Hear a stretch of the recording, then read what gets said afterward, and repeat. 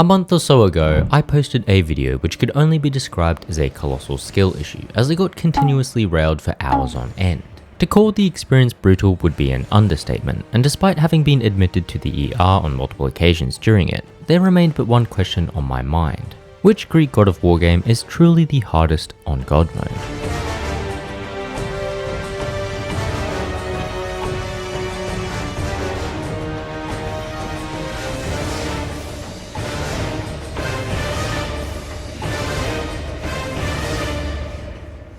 Now, for those of you that have seen that first video, feel free to skip to this timestamp to continue on with the arse clapping. And for the poor souls that have stumbled across this monstrosity of a channel for the first time, welcome to hell. Now, as I've done with every other video in this series, I documented and noted down every single death I experienced while playing through each of these games, and using them, we'll hopefully be able to answer a question so insignificant, you'll wonder why you're even watching this shit sooner or later. The gods of Olympus have abandoned me. Now, ironically enough, God of War starts with Kratos mimicking my exact thoughts while attempting this challenge. Understanding that killing off the main protagonist within the first few minutes would make for a shite game, we instead travel 3 weeks back into the past, where we appear to have crashed our ship straight into this rock face. As awkward as this was, the real concern was that our whole crew had seemingly died on impact, and in their place lurked their undead counterparts. Furious at their shitty excuse for a captain, they wasted no time railing us with their nuclear damage.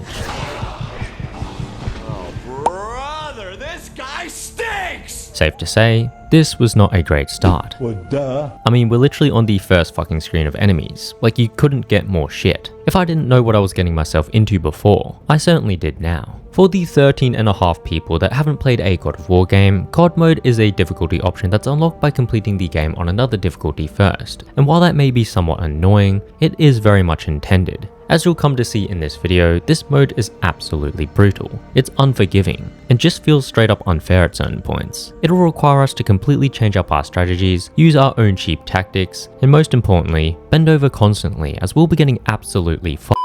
Now, just to help put things into perspective, apart from the enemies being far more aggressive, they also deal 5 times the damage, while our damage has been cut in half. Not only that, but red and blue orbs, which represent our currency and magic, also drop at a significantly lower rate. Yet as daunting as all of that sounds, none of it would matter if we couldn't even get past the opening screen. Due to the sheer number of enemies on screen, spam attacking our way through them wasn't going to work, meaning we were already looking to abuse an overpowered mechanic: grabbing. By pressing the circle button on an enemy, we're able to personally clap their cheeks, and as intimate as that is, we also gain access to an incredibly strong AoE attack where we launch our victim at other enemies. The best part though is that we get iframes during this whole animation, meaning we're entirely invulnerable to other sources of damage. Using this strategy, we're able to fight off the initial horde of undead crewmates before stumbling across the first Hydra head. Don't let that health bar fool you. This is a glorified mini-boss at best. Every single one of his attacks can be blocked, and if you're even remotely skilled at this game, you'll be able to defeat him without being hit a single time. Either way, after quick timing our way through a stellar sequence that does not in any way reflect our actual gameplay ability, we tiptoe across some beams, fight off Dracula's disowned offspring, and once again face off against a Hydra head whose jaw strength is so pathetic, we're able to shoulder press our way out of it. By some miracle, it would seem that some of our crew had survived the crash. Having witnessed the annihilation of another crew member, I made sure to tank an arrow off rip just to prove that we were indeed built different. Now, ranged enemies for the most part will always belong to the cancer category on enemy tier list, and that doesn't really change here. In fact, if played as intended, this section could be rather irksome, as it sees us kicking a box towards the other side in hopes of climbing up the nets here. That said, because we're playing the PS3 remaster, we don't have to do any of that lame shit, and instead can launch ourselves up before attacking mid-air to reset our position, allowing us to reach the ledge with a second jump. Having avenged our crewmates, I sought to get a clearer picture on this whole situation, which saw us climbing the ship's mast to get a better vantage point. Unbeknownst to us though, Kratos had apparently hidden chocolate inside of his sandals, as we were almost immediately swarmed by cocoa addicts. This paired with my inability to hit the circle button mean we'd have to watch as Kratos got brutally castrated from below. With my IQ fighting with the temperature of absolute zero, I couldn't wrap my head around how to deal with these blatant chocolate thieves. So instead, I employed a strategy so brain dead that I'm surprised it even worked.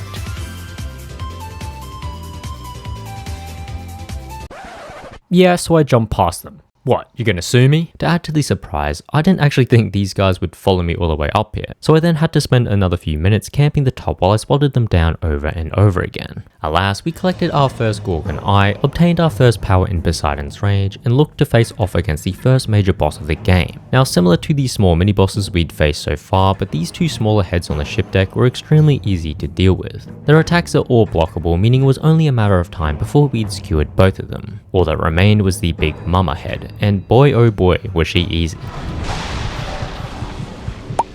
It's been a weird. Okay, dumb deaths aside, the Hydra is by far the easiest boss in the entire game. That said, she does deal immense damage with her bites, which cannot be blocked. You can iframe these attacks with Poseidon's Rage, or you can attempt to use the less than ideal rolling mechanic, which only gives you iframes on the initial roll and not the recovery animation. Regardless, after skewering our third Hydra head, we look to enter deep into her throat. Wait, but we find another guy already penetrating it. God, I hope no kids watch these videos. After watching him struggle for a good few seconds, we look to help him up, only to realize he hasn't brushed his teeth in what smelt like months. Considering his wife was a dentist, Kratos took this as an inexcusable offense, meaning this guy was completely fucked. With the captain's key in our clutches, we made our way back to the ship deck, where we somehow one-hit every enemy during this unrealistic cutscene. With another ship to crash under our command, we set sail for Athens, only to be halted by the biggest roadblock so far. Look guys, I'm just gonna have to censor this shit. If you want to see it, just watch a long play or something. To this day, I have no idea why the developers included this 4-hour minigame, but alas, our fun had to come to an end as we docked at the gates of Athens. Unfortunately, it seems the girls weren't too impressed with our performance as they purposefully left us one orb short of a weapon upgrade. With our self-esteem well and truly obliterated, we limped our way through the docks of Athens as we faced off against some rather flexible enemies. Unfortunately for these gymnast wannabes, their flashy jumps make it much easier to parry their attacks, and before long, we'd collected our first Phoenix Feather and made ourselves known to the Minotaurs. As intimidating as these Minotaurs were, they're actually one of the easiest enemy types in the entire game. Not only can their attacks be blocked in melee range, but executing them always results in health drops, which will become increasingly useful the further in we get. That said, the unblockable attacks were starting to bear their fangs as we're introduced to my sister. Thankfully, she's always been on the slower end, and that goes for her attacks as well. Now, while I had gotten the better of both the Minotaurs and my sister, the Medusa fight was a different story. Her counterattacks after dodging were so goddamn fast that I couldn't possibly react in time in the first few attempts I had. It didn't help that her nails hadn't been cut in months as they shaved off more than half my health bar with each attack. Holy! Look at all this damage! We did eventually clear this room out, which granted us access to our second power, which I hardly ever used. After that admittedly embarrassing ass clapping, we clear out some Minotaurs, stumble across my most recent subscriber, and launch an arrow into this wall, revealing a few extra chests. As I had stated before, enemies and chests supply us with significantly less red orbs in God mode, meaning we'll need to open as many chests as possible if we were to have any hope of leveling our weapons and magic. As we looked for another route through the gates of Athens, I once again forgot about the circle button as I edged myself towards a permanent diagnosis of carpal tunnel. Worse yet, but the sheer number of enemies were really starting to wear me down, to the point where I was getting shit on by the most basic of enemies. After another pathetic display where I baited out these dumbasses on the rope, we get gangbanged in a hallway before finally laying eyes on our arch nemesis. Now, as much as Kratos hates Ares, I hate Cyclone of Chaos even more, which is a move that you unlock when leveling the Blades of Chaos to level 3. This attack cannot be cancelled into a block, which is something I learnt the hard way.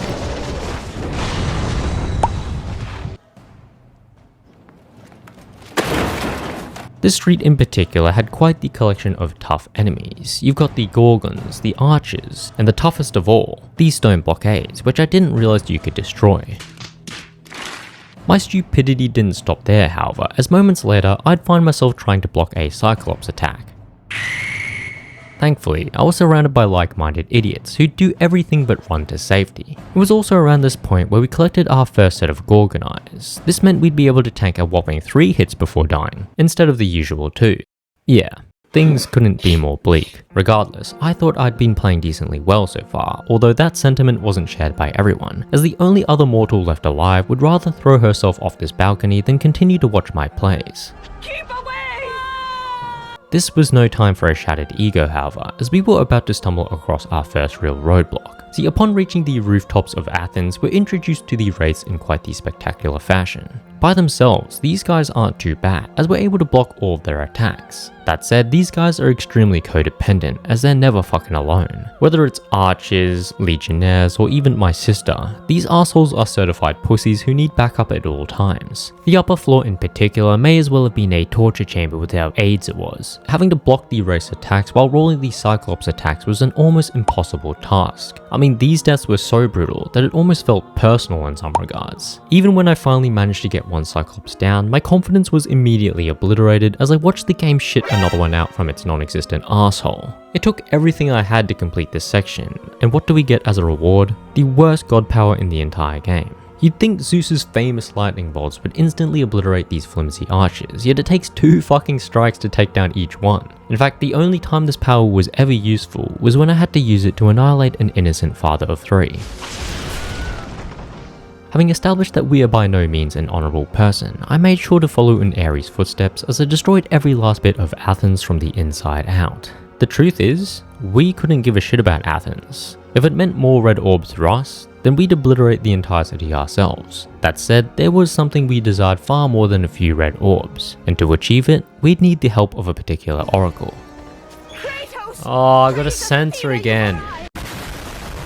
Now, before anyone starts to assume our intentions with this scantily clad oracle, I can assure you we weren't looking for anything raunchy, although her constant capture did make things hard for us, in more ways than one. What do you mean by that? The harpies hauling her had also apparently learned how to turn themselves into unblockable nukes, which was less than ideal. The good news is that juggling gorgons seemed to deal cleave damage to whatever was close by, somehow. Having dealt with the threat, we're approached by the local homeless man who makes quite the bold statement. And when all appears to be lost, Kratos, I will be there to help. Okay. Now, ignoring the fact that he's not even digging in the same hole he was at the start, we grab our second health upgrade, deal with a few more harpies, and throw our way through the hallways of this temple. Eventually, we stumble across the oracle, who's been hung out to dry by the harpies, and after a short display of our parkouring skills, we're told that what we seek hides itself over in Turkey, locked away inside Pandora's box. To reach this desert, however, we first have to waste away in the sewers of Athens, which just so happens to be the hotspot for every enemy type known to man.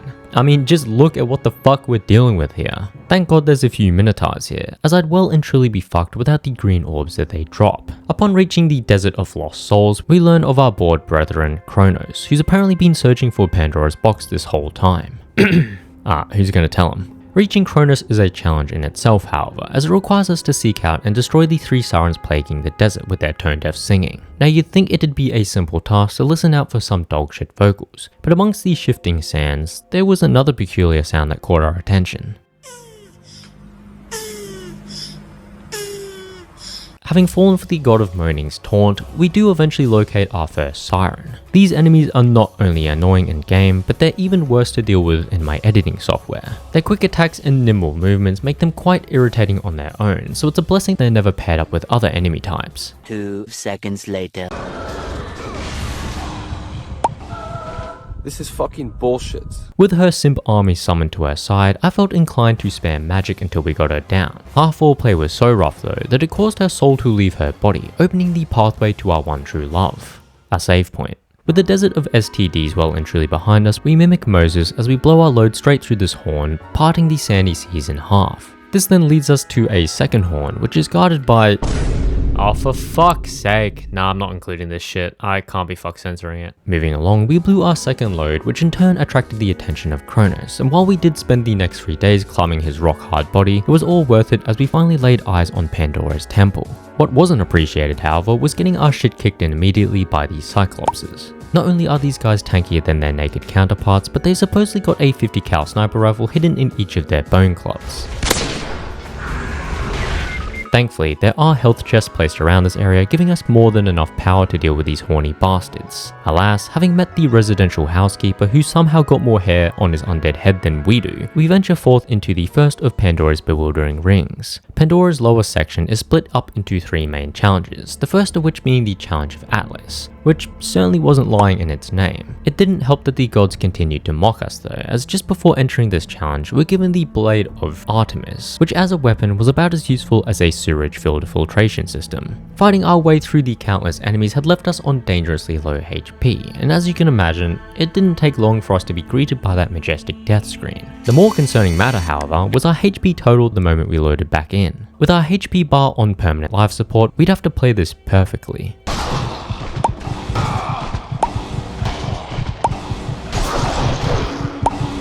Safe to say, I did not play any of this perfectly. Honestly though, these arseholes have the most cheap get up attack where they spin around like they're some kind of ballerina. This attack is so quick that it's almost impossible to react to, and given the fact that there were about 17,000 of these bastards, I was becoming best friends with the death screen. Worse yet, but the second shield we have to collect requires us to climb our way across a rope while we're swarmed by more undead fanboys. The sheer number of enemies on the rope make it physically impossible to cut them all down, meaning we'd have to employ a rather flashy strategy instead. While on the rope, we're able to do a heavy attack as well as a quick attack, where Kratos kicks to the side. This attack might not do as much damage, but it does stun enemies, meaning we're able to cover both sides by quickly alternating our kicks. Having collected both shields, we make our way to another climbing section where I once again abuse the fuck out of this square button. From here, we cosplayed Zeus, grabbed the handle of Atlas, and perfectly weaved our way through this room of buzzsaws before undoing any impressive feats with this brain-dead play. You're a donut! You're so stupid! We're then able to shove the handle straight up Atlas's ass, causing him to throw this massive boulder straight through this door, granting us access to Pandora's box. What the hell is even that? Either way, with another skull added to our collection, we're hit with another flashback which exposes the fact that we got our shit kicked in by a bunch of homeless men. Embarrassed, we looked to seek out some animal-assisted therapy, although it soon became clear that we'd fallen for one of the nastiest scams to ever exist. That's the cutest fucking thing I've ever seen in my entire life. Dealing with one of these Cerberus breeders is already bad enough, but these guys will constantly shit out their babies who all have the possibility of turning into breeders themselves. That said, I did learn two very important things about these guys. 1. They're extremely easy to outrange, meaning once you've decimated their offspring, it's a simple task to whittle them down. On the contrary though, they most definitely outrange any potential grab attacks that we have. Having engaged in a colossal amount of animal cruelty, I had hoped we'd been through the worst of things. This hope, however, was quickly shattered as the very next corner featured a massive block that did everything but block the onslaught of arrows flying towards us. I'm sorry, what? What's the point of this block? It doesn't even block any of the fucking arrows. This paired with another checkpoint instance of negative HP had quickly turned the challenge of Poseidon into the challenge of bullshit as I watched Kratos get fucked over and over again. On a positive note, I managed to grab our second muse key here, which we'll be using to unlock an integral room later on. It's just a shame that getting to said room requires us to push this innocent soul up a massive ramp as we're getting anally impaled by these Legionnaire captains. Despite supposedly being the highest rank of Legionnaire, this didn't seem to matter as there were like a billion of these guys. After donating a few more deaths to the death counter, we did eventually torch this innocent soul, granting us access to Poseidon's trident, and more importantly, the ability to breathe underwater. Now, unlike the majority of retro games, God of War's underwater sections are extremely relaxing as there's no enemies present whatsoever. To counteract this though, Santa Monica made sure to double the number of enemies anytime we were out of the water. Jesus, I can't even move. I don't even want to mention how many times I died in this one particular room. In fact, I think I'd rather take a shotgun blast to the nuts than relive this torture chamber disguised as a petting zoo.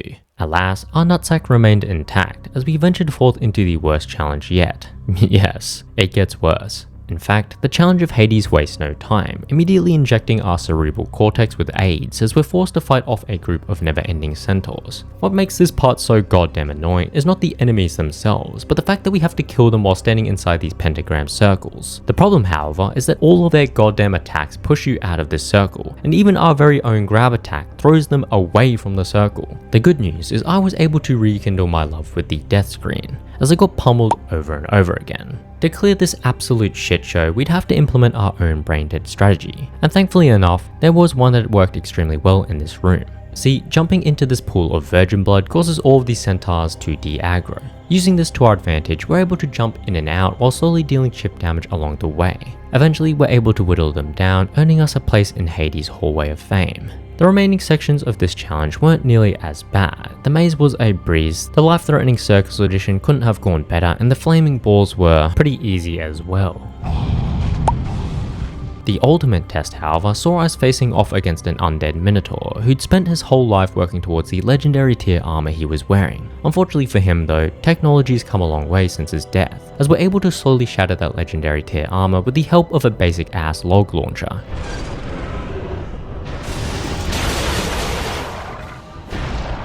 That said, this fight is still extremely long, featuring multiple phases, most of which saw us standing to his left. See, this guy had been dead for so long that his left eye had completely decayed, meaning if we stood in his blind spot, he'd be forced to use the same move over and over again. That said, any attempt at finding this guy on the ground would immediately fast track our name to the top of the Darwin Awards. You'd think I'd learnt my lesson, but time and time again, I'd fuck up these Joy-Con QTEs only to watch in horror as Kratos was viciously ravaged to death. It did take a few attempts, but we put this poor Minotaur out of his eternal misery as we pinned his sorry ass to the door behind him. Considering we'd just completed the final challenge, it was only right that we'd be rewarded with Pandora's box.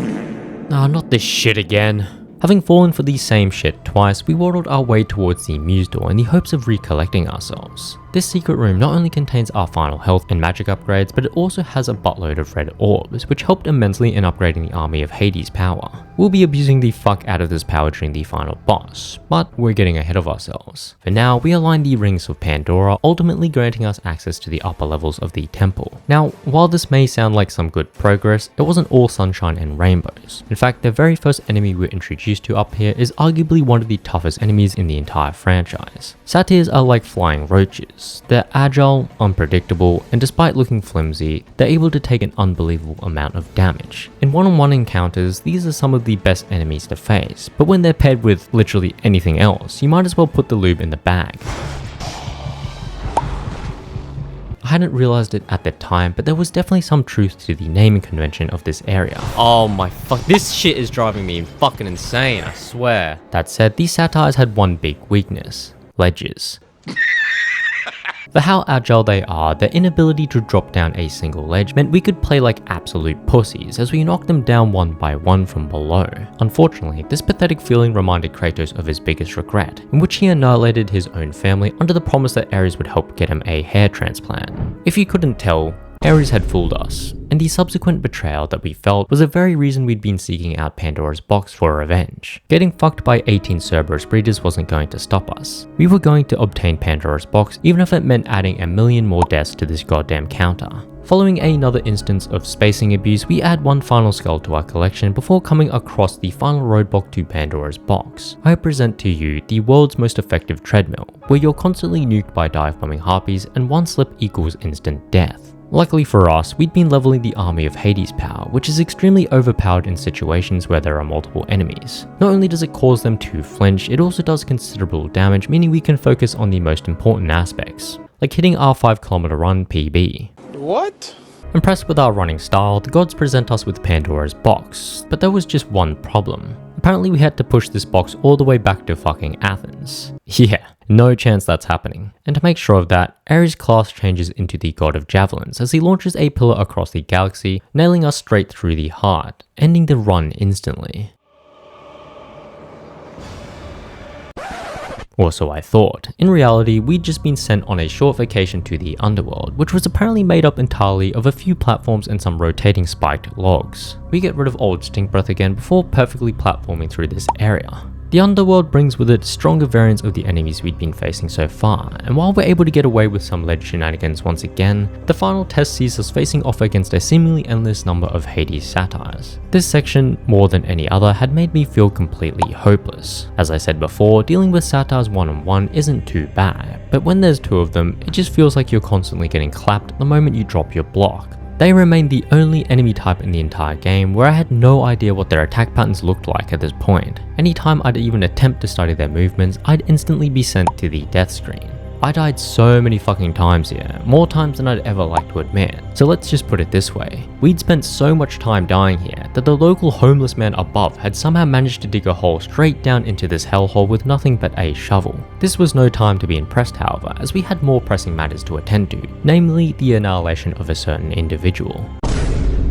Yeah, that's right. That's what she gets for wasting my time having to censor her. With our main target bleeding out, we shifted our focus to yet another annoyance, the reigning Olympic champion for Javelin. By some miracle, our cheap impersonation of Zeus had stun-locked Ares for a good few hours, giving us enough time to climb our way down to Pandora's box and even undergo some costly limb extension surgery.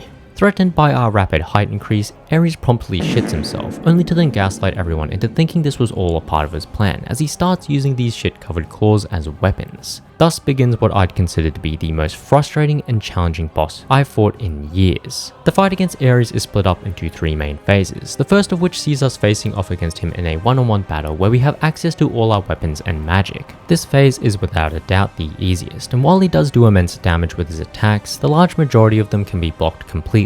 That said, it did take me a good few tries to learn his attack patterns, and more importantly, we need to make sure to end this phase with at least 80% of our magic gauge filled. If nothing else, trust me on this one. Going into that second phase with any less will only make you want to join Kratos in that freefall from the start of the game. Now you're probably wondering, what's so bad about this second phase? And my response to that is, what's good about it? I don't think I've come across another boss fight in recent years that stuffs your arsehole with as much bullshit as this one does. The phase revolves around us protecting our family, the same family, might I remind you, that we obliterated with our own hands. Ares had apparently loved watching that incident take place, as he spawns in countless goofball clones of us who will hone in on said family, ripping them to shreds in a matter of seconds. Thank God we can hug our family in the middle of this clusterfuck of a fight to heal them.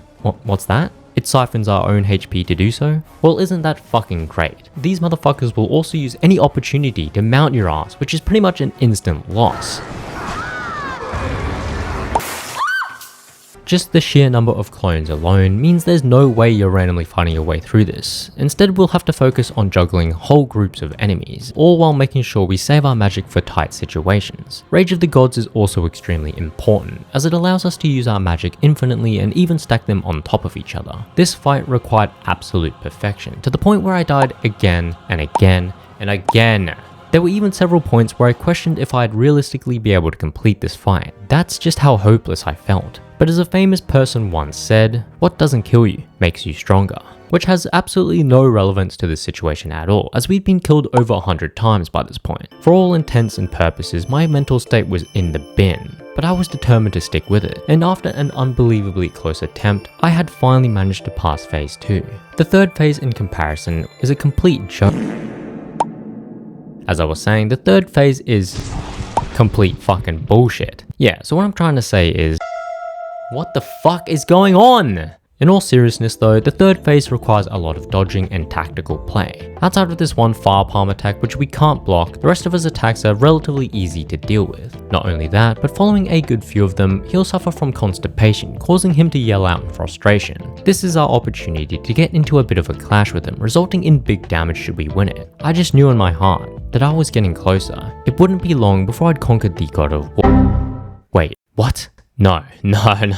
Are you This is a piece of This game's Oh, you can't be Bro, it took me 2 hours. I can't possibly put into words just how infuriating this moment was. After spending over an hour fighting my way through a second phase, I'd have to do it all over again. The good news is that this crash had angered me so much that I couldn't bring myself to play the game for the rest of the day, meaning by the time I'd come back to attempting this bullshit, I'd fully calmed down. Phase 1 was a breeze at this point, and by some miracle, it only took me a handful of tries to get through the second phase. All that remained once again was this duel, and funnily enough, I was able to toast Ares on my first attempt, thus ending the most torturous experience to ever grace this channel. With our revenge exacted, we find ourselves on the same cliffside that we started on, and despite our efforts, Kratos never did get that hair transplant. Disappointed, Kratos looked to end the franchise before it even started, but the gods of Santa Monica had other plans, especially after having witnessed the unbelievable sales numbers of the first game. With the God of War annihilated, it seems it was only fair that we'd have to take his place, and as the game came to a close, Kratos made sure to farm as much aura as possible, despite having gotten his ass handed to him 134 times. This puts it up there as one of the hardest games to ever grace this channel, and while people have said that the number shown to us at the end of the credits in God mode linked to a Kratos voice message, I'm more inclined to believe it's a direct line to the nearest mental health clinic. Either way, I was relieved. I mean, there's no way it'd get any worse than this, right?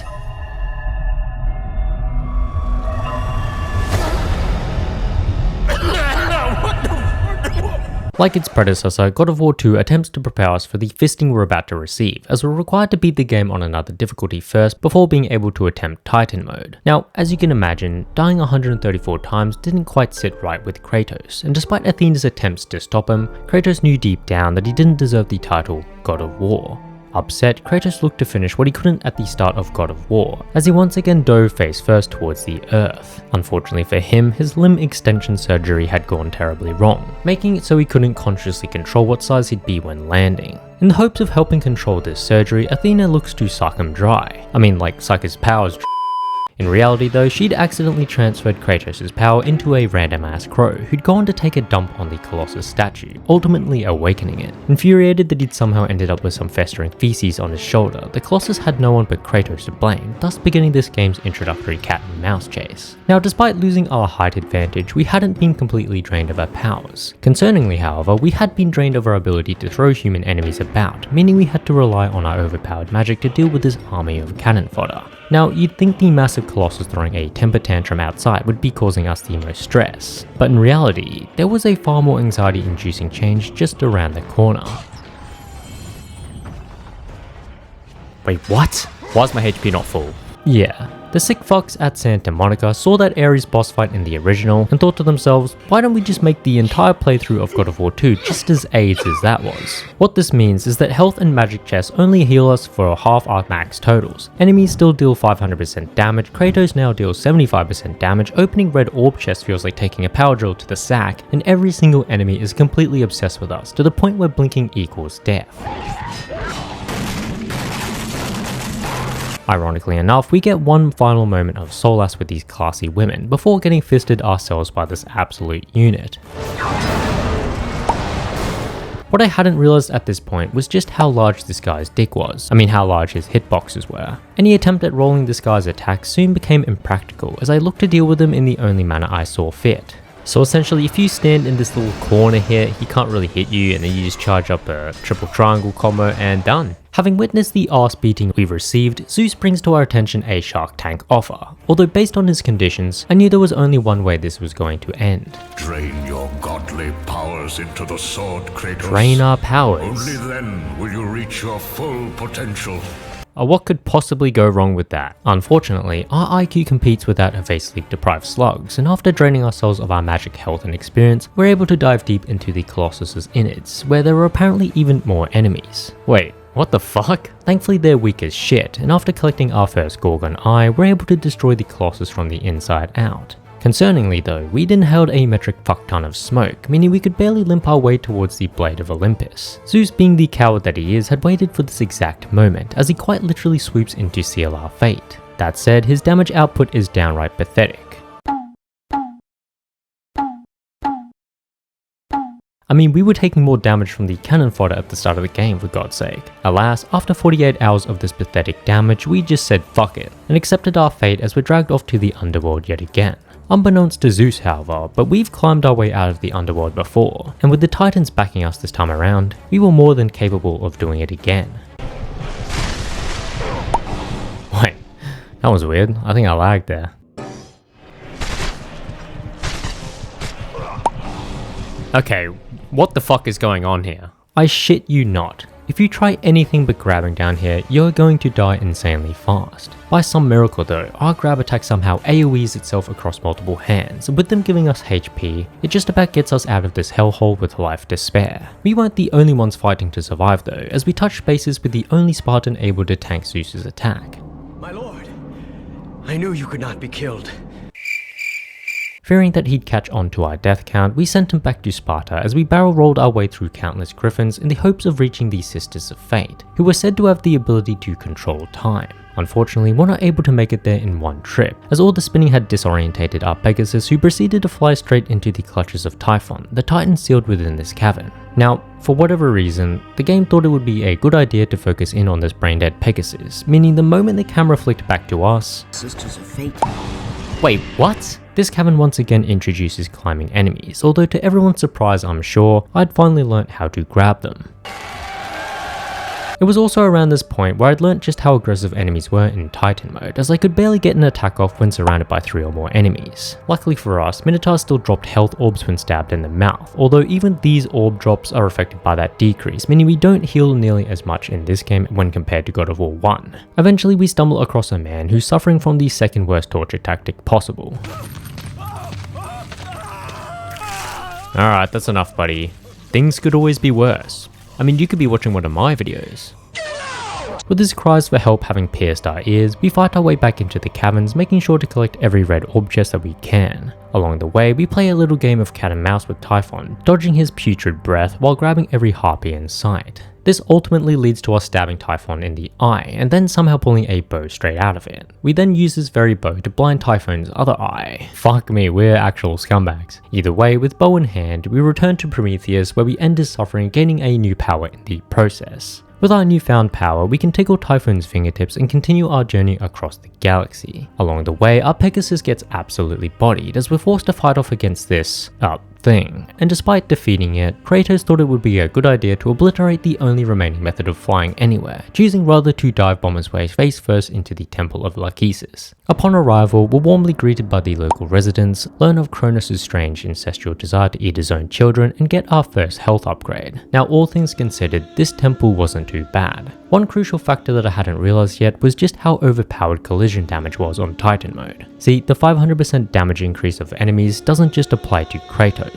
It also applies to other enemies as well. This means that any time an enemy collides with another, whether that's from throws or certain juggling moves, it deals an unbelievable amount of damage. This proved extremely useful when dealing with enemies like the Cerberus, who stupidly surrounded itself with an endless supply of ammunition. Before long, we'd come across Zeus's bitch boy. What I hadn't realized at the time, however, was just how tough this fight was going to be.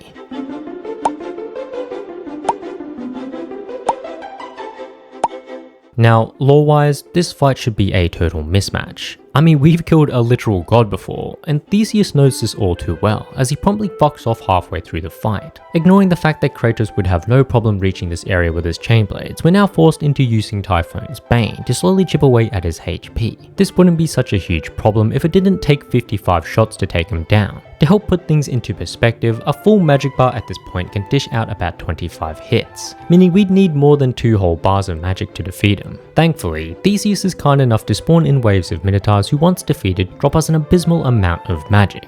Taking this into consideration, we'll need to defeat 5 whole waves of Minotaurs to get enough magic to defeat him. And trust me when I say that this was absolutely brutal. Whether I was getting whittled down from range or getting one hit by these icebergs. Yes, these fucking things one hit kill you. There was no telling how many times I died to this bastard.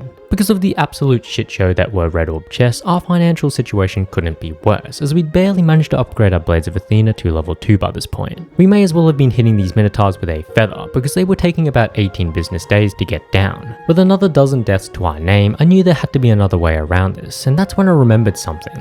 Collision damage. Our blades might have been doing fuck all damage, but what if we could launch these Minotaurs into each other for 500% damage? Now that might just work. And while this was still easier said than done, this strategy combined with some patience and keeping the Minotaurs at range worked absolute wonders, as I was finally able to beat this shit covered slime ball. You can only imagine just how satisfying these circle presses were. Yeah, you like that, you little bitch? Yeah, take it! You take that shit! Brutality aside, with the Horsekeeper's keys obtained, we were able to whip these Steeds of Time into action, granting us access to the Island of Creation. It's on this very island where we obtain the power to slow time, get fucked on by some more race, and play like absolute pussies when faced with the first Cyclopses. As we step foot into the Bog of the Forgotten, we are immediately ambushed by a figure who, contrary to this area's name, was someone we could never forget. This savage here was the very same barbarian who had handed us our first defeat as a Spartan captain. And with that in mind, I think it was about time we got some revenge.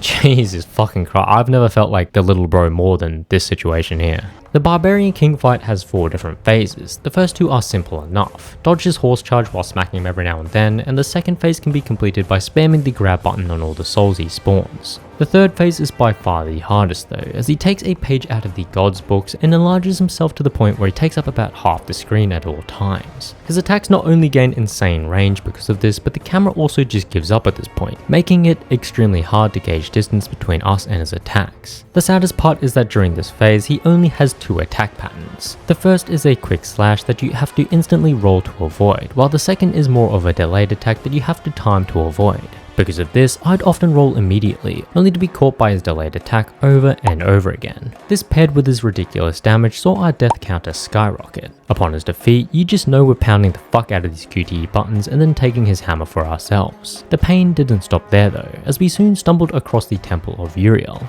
Now don't let its ghastly appearance fool you, this place was far worse than it looked. Not only do you have Beyblading skeletons who nuke your health bar, there's also these beast lords who are so pathetic they won't even face you head on, instead vying to ride atop cyclopses who stun lock you into oblivion.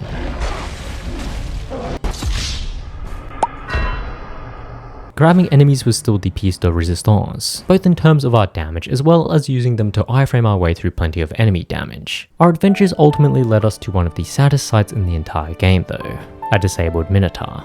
Apparently this guy had been divorced by the love of his life, and having spent decades wallowing in depression, he'd lost the ability to use his legs. Unfortunately, he saw us as the sexy hunk that stole his lover away from him, and in a fit of rage, he continuously spun around in the hopes of flattening us. Sadly, he blocked our path forward, and while it broke my heart having to do this, we had to put him out of his misery. I can't say the same sympathy was extended to this next beast though.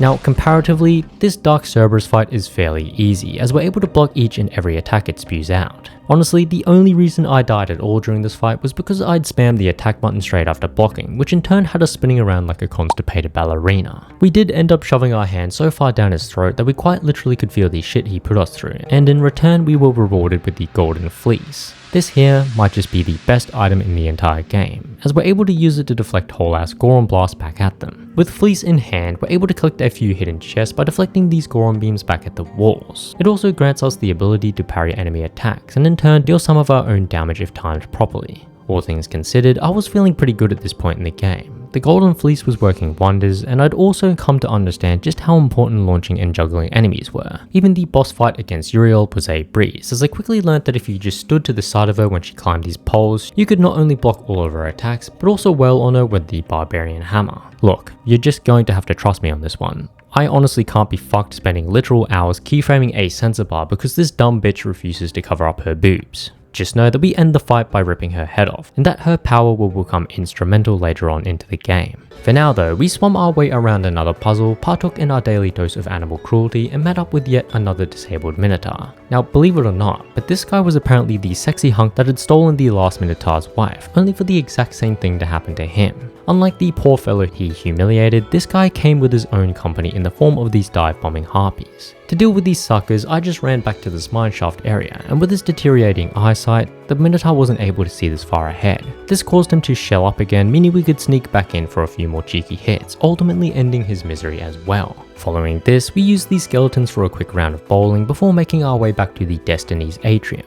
Before anything else though, I made sure to backtrack to the Bog of the Forgotten, as it contains the first of 3 unique chests. This here is the Experience chest, which gives us an abundance of red orbs. The amount differs based on the difficulty, so in reality, it's really not that much in Titan mode. Even so, it was barely enough to get our Athena's blades up to level 4, and with our new Golden Fleece, we're then able to deflect this fireball back at the wall, revealing a pathway to Australia. Now as much as I love Australia, the problem here is that this place was infested with boomerang throwing raids that will never stop attacking you. When it comes to the difficulty in these games, this aggression was the real game changer to me. While God mode in God of War 1 was challenging, it felt manageable most of the time. It may have had some truly AIDS sections, but for the most part, it wasn't unbearable. Here though, I was fighting for my goddamn life every single encounter. It didn't matter if it was a group of regular enemies or a big boss fight, I was getting my ass handed to me constantly. Add some brain dead platforming mistakes, and it's no wonder my death count had already doubled my IQ. With that in mind, you can imagine my surprise when I stumbled across a goofball with an even lower IQ than myself. This here is Perseus, the undisputed champion of Marco Polo, and if you don't believe me, have a listen. I'm right here. Over here! I'm over here now! I mean, what kind of dumbass lets his opponent know where he is while he's invisible? This tomfoolery paired with his piss poor damage resulted in a ruthless beatdown. That wasn't quite the end of him, however, as following his passing, we're able to find these 3 separate stars which when done, paints out his final words in the sky, none of which I cared about at all. In all honesty, the only reason I did any of this was for the red orbs we got as a reward. Either way, using Perseus' shield, we're able to dispel the barrier that was blocking our path to becoming the next big Hollywood star.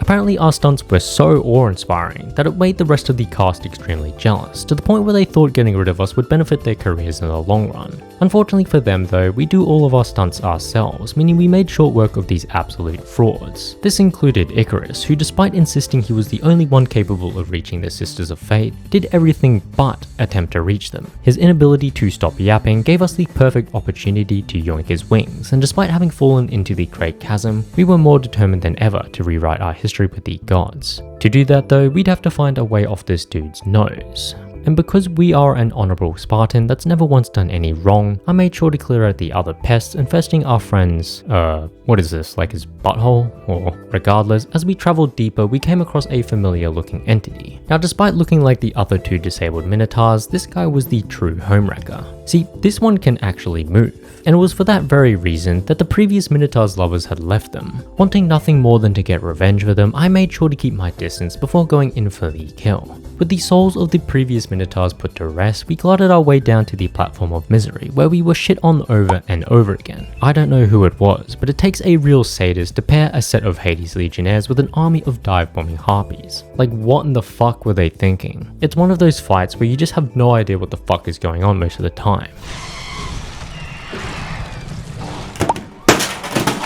Alas, having somehow passed that goddamn platform, we begin the arduous climb up Atlas's butt cheeks, where we're taken out by some loose diarrhea.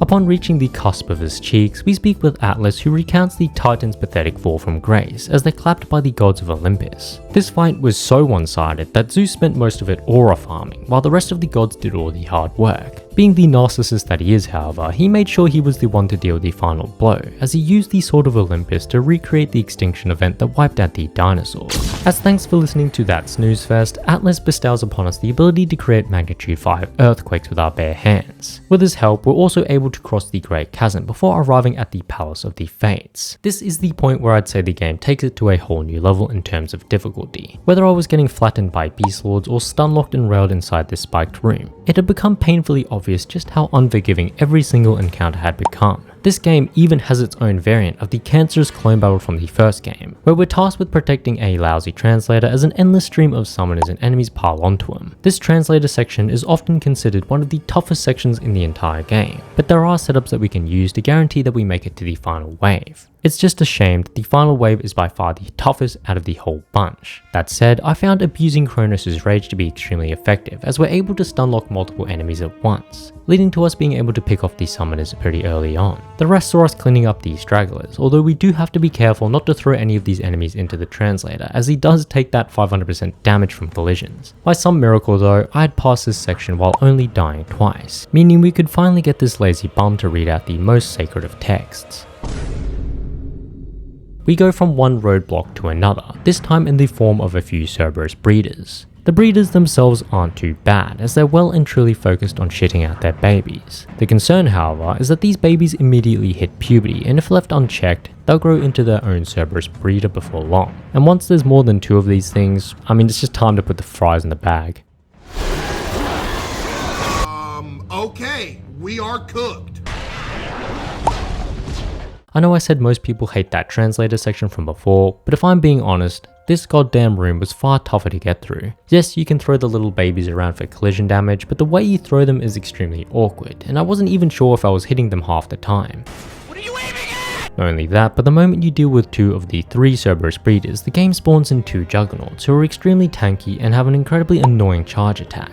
Theseus and the Barbarian King were rough in their own right, but this was the kind of roadblock where I honestly wondered if I'd ever be able to complete it. I mean, I had left an imprint of my palm on my forehead with how long I spent thinking about strategies, and the fact I didn't have enough orbs to upgrade Kronos' rage really made things seem dire. But that's when I realized something. Sure, I may not have had enough to upgrade Kronos' rage, but there was another magical power which I had barely touched up to this point, and little did I know just how effective this power would be.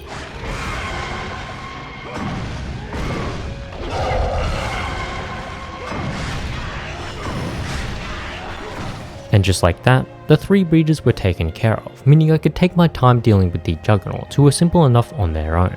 I think it goes without saying, but after conquering that clusterfuck of a room, I had gained some much needed confidence, which only grew as I picked up our final health upgrade. The same unfortunately couldn't be said for everyone, as the very next person we met opted to throw themselves off the nearest cliff. Unbothered, we forced him to apologise before playing Duck Duck Goose with a few Cyclopses, only to then go and get crushed by the world's shittiest elevator. This was another one of those sections that I would never have considered hard had I not played through it on Titan difficulty. These skeletons are just so fucking annoying, and the constant need to pull away from these spikes made it all the more frustrating when I had to go and deal with these absolute scumbags. Again, the only method I found around this was leveling our Barbarian Hammer to level 2, which dealt just enough damage to kill these scrawny fuckers in 2 hits. The following areas in comparison were fairly tame, and we even managed to pick up our final magic upgrade here. Before long, we'd awoken the Phoenix as well as this silhouette of a man who couldn't help but attack us out of fear.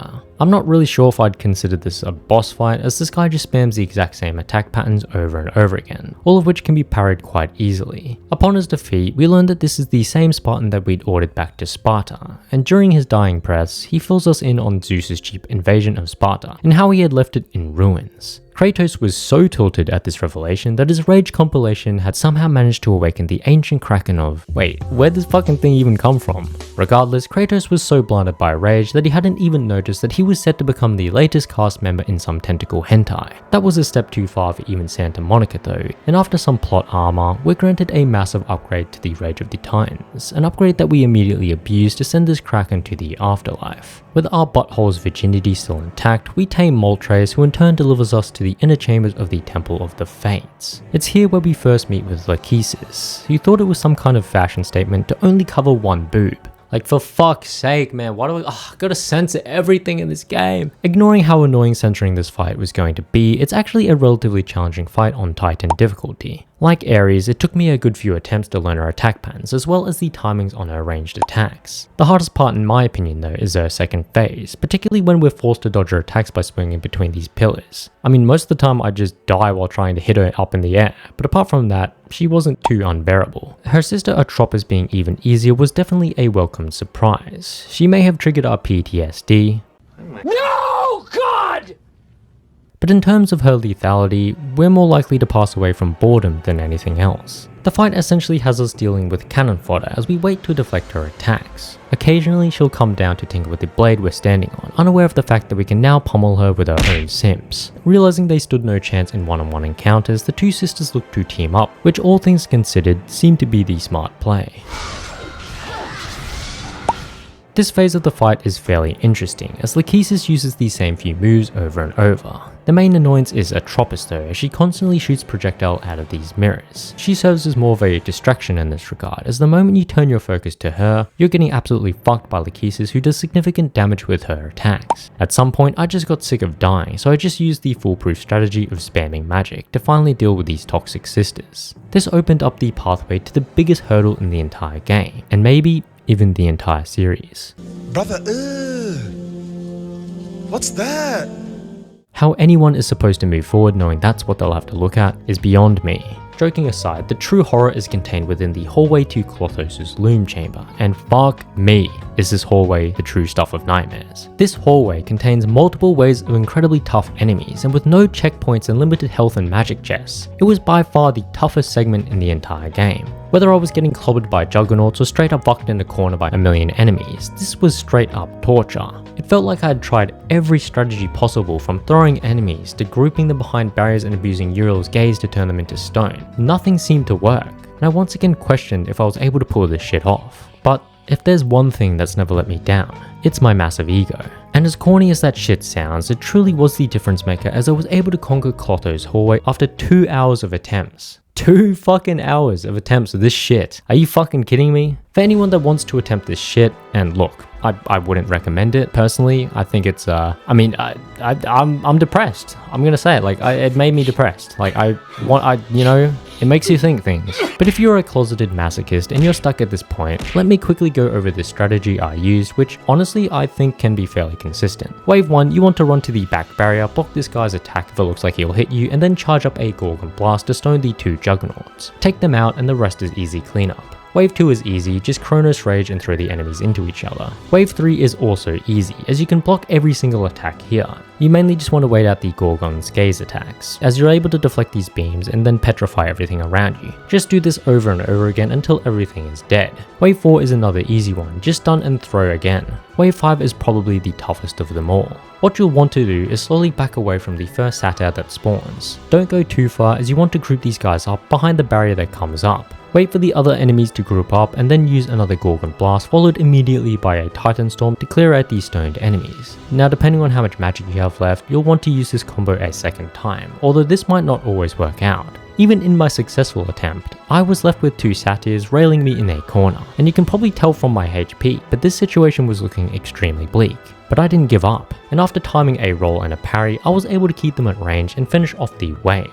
You'll want to save the magic and health chest for after this wave if possible, as like I said, it's probably the toughest one out of the whole bunch. Wave 6 in comparison is a complete joke, just more stunning and throwing, and the final wave requires us to use another Gorgon Blast on the Cyclopses that drop down. After you deal with these first 2, the third one should be easy enough to deal with, as well as the rest of the fodder. If you really need to, you can pop Rage of the Gods to grab these 2 chests here, and then even use that to finish off the last Cyclops. Alas, after 2 hours of attempts and another 17 deaths, I had finally cleared out this hallway as I mentally prepared myself for the horrors hidden behind this door. Now, in comparison to what we had just conquered, Clotho is a rather tame boss. In all honesty, she's more of a puzzle boss than anything else, and despite her struggles, we were determined to give her a much needed haircut. Let the rage of the Titans fuel your blades, Kratos.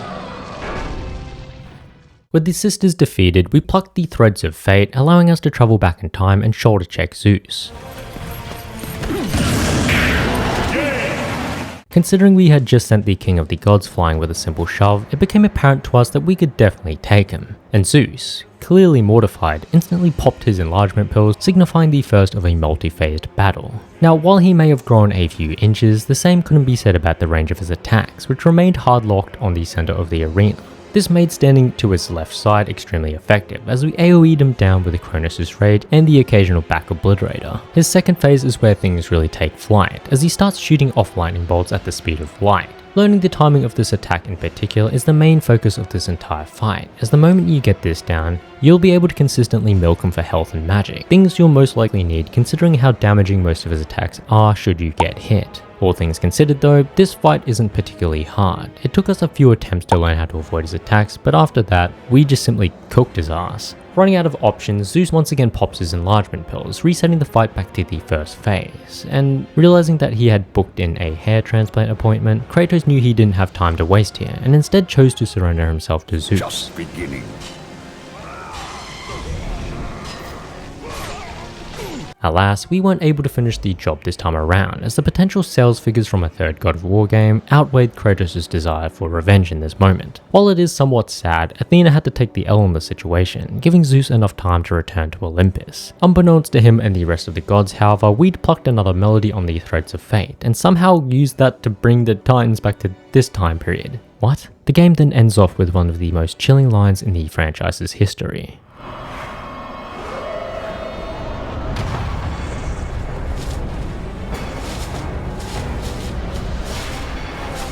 Zeus, your son has returned! I bring the destruction of Olympus!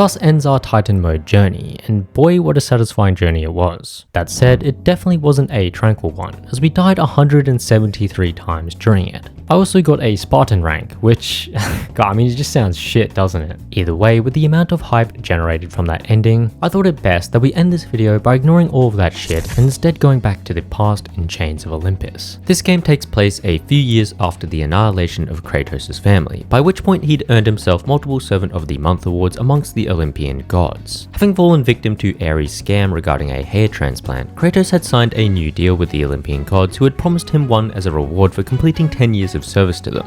Not wanting to squander this opportunity, Kratos made his way to the city of Attica, where he was tasked with obliterating the invading Persian army.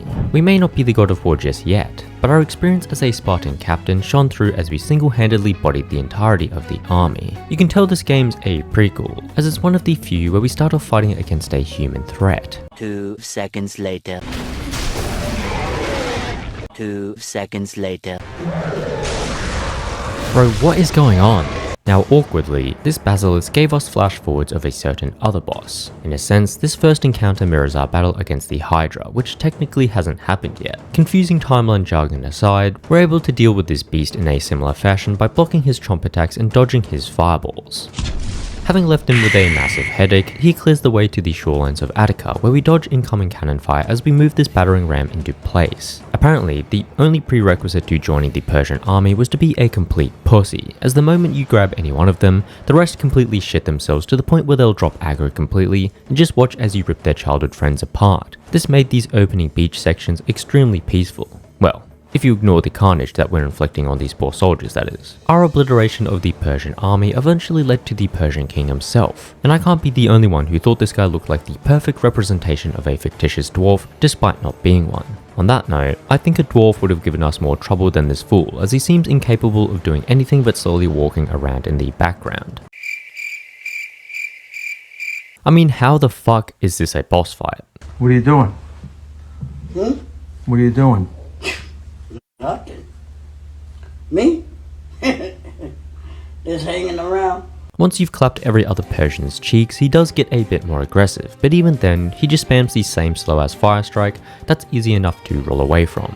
As if that wasn't embarrassing enough, we end up blitzing his face with his own treasures before taking both his magical power and his women for ourselves. Apparently even his own army didn't respect him, as following his death, they actually upped their pressure alongside the basilisk to continue their siege on the city of Attica. It's almost like they thought their chances had gotten better now that he was gone. On our journey to hunt down the basilisk, we come face to face with our second Cyclops, who has absolutely no chance of catching us considering how much space we've been given in this arena. From here, we grab another Gorgon Eye, farm a bunch of Persian warriors for red orbs, and watch in disbelief as these dumbass archers ricochet their own arrows into their buttholes.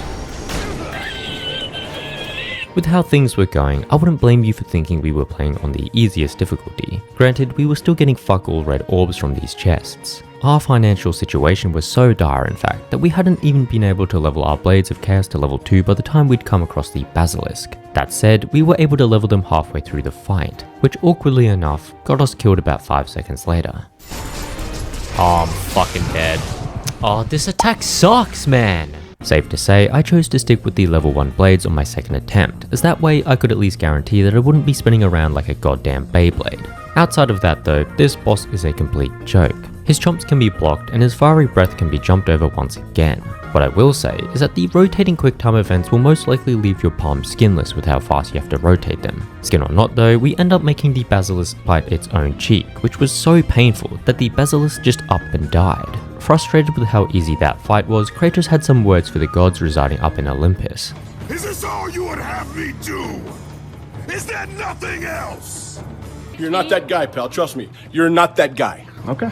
Annoyed with Kratos' bitching, the gods took a fat dump in response, which just so happened to take out the sun on its way. Having never witnessed anything like it, Kratos knew he had to check out this marvelous dookie, and for the next 3 days, he used his superhuman sense of smell to guide him towards his goal. Upon our arrival, however, it became clear that this was no Olympian feat, instead being a trap laid by Morpheus, who was currently on vacation from the Matrix. Helios, the god of sun, had mysteriously been kidnapped, giving Morpheus the perfect opportunity to test out his new radioactive sleep bomb. This had not only put a large majority of the gods to sleep, but it had also infected the local residents, turning them into armored sword-wielding shades. Thankfully, the fact that they remained humanoid in shape made it just as easy to juggle them, and while they seemed dead inside, the fact they still shat their pants the moment you grabbed their bodies proved there was still a chance at restoring the world back to its peaceful self. To do this, we'd have to fight our way through Morpheus's forces, which included the usual suspects, except this time they had a slightly greyish tint. Well, duh. The Morpheus beast in particular was a welcome surprise, as I'd always wanted to experience what it felt like to get my head ripped off by a crazed beast. Help me! What isn't obvious from this clip, however, is how dogshit you have to be to ever actually let this happen, as we're able to block every single attack this beast throws out. Ignoring my dogshit plays, we make our way towards the Temple of Helios, where it became rather apparent that Helios was indeed MIA.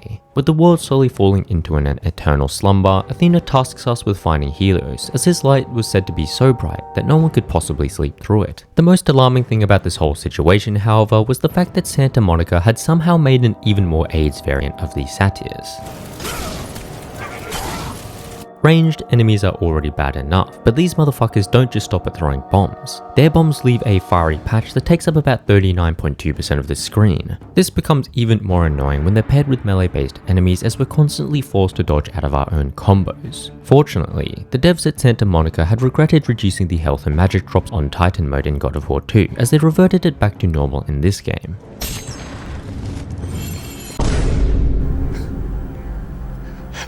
Am I a joke to you? Santa Monica is truly made up of pure sadists. In some vain attempt at retaliation, I made sure to destroy every statue erected by these sadistic developers before hopping onto yet another death trap disguised as an elevator.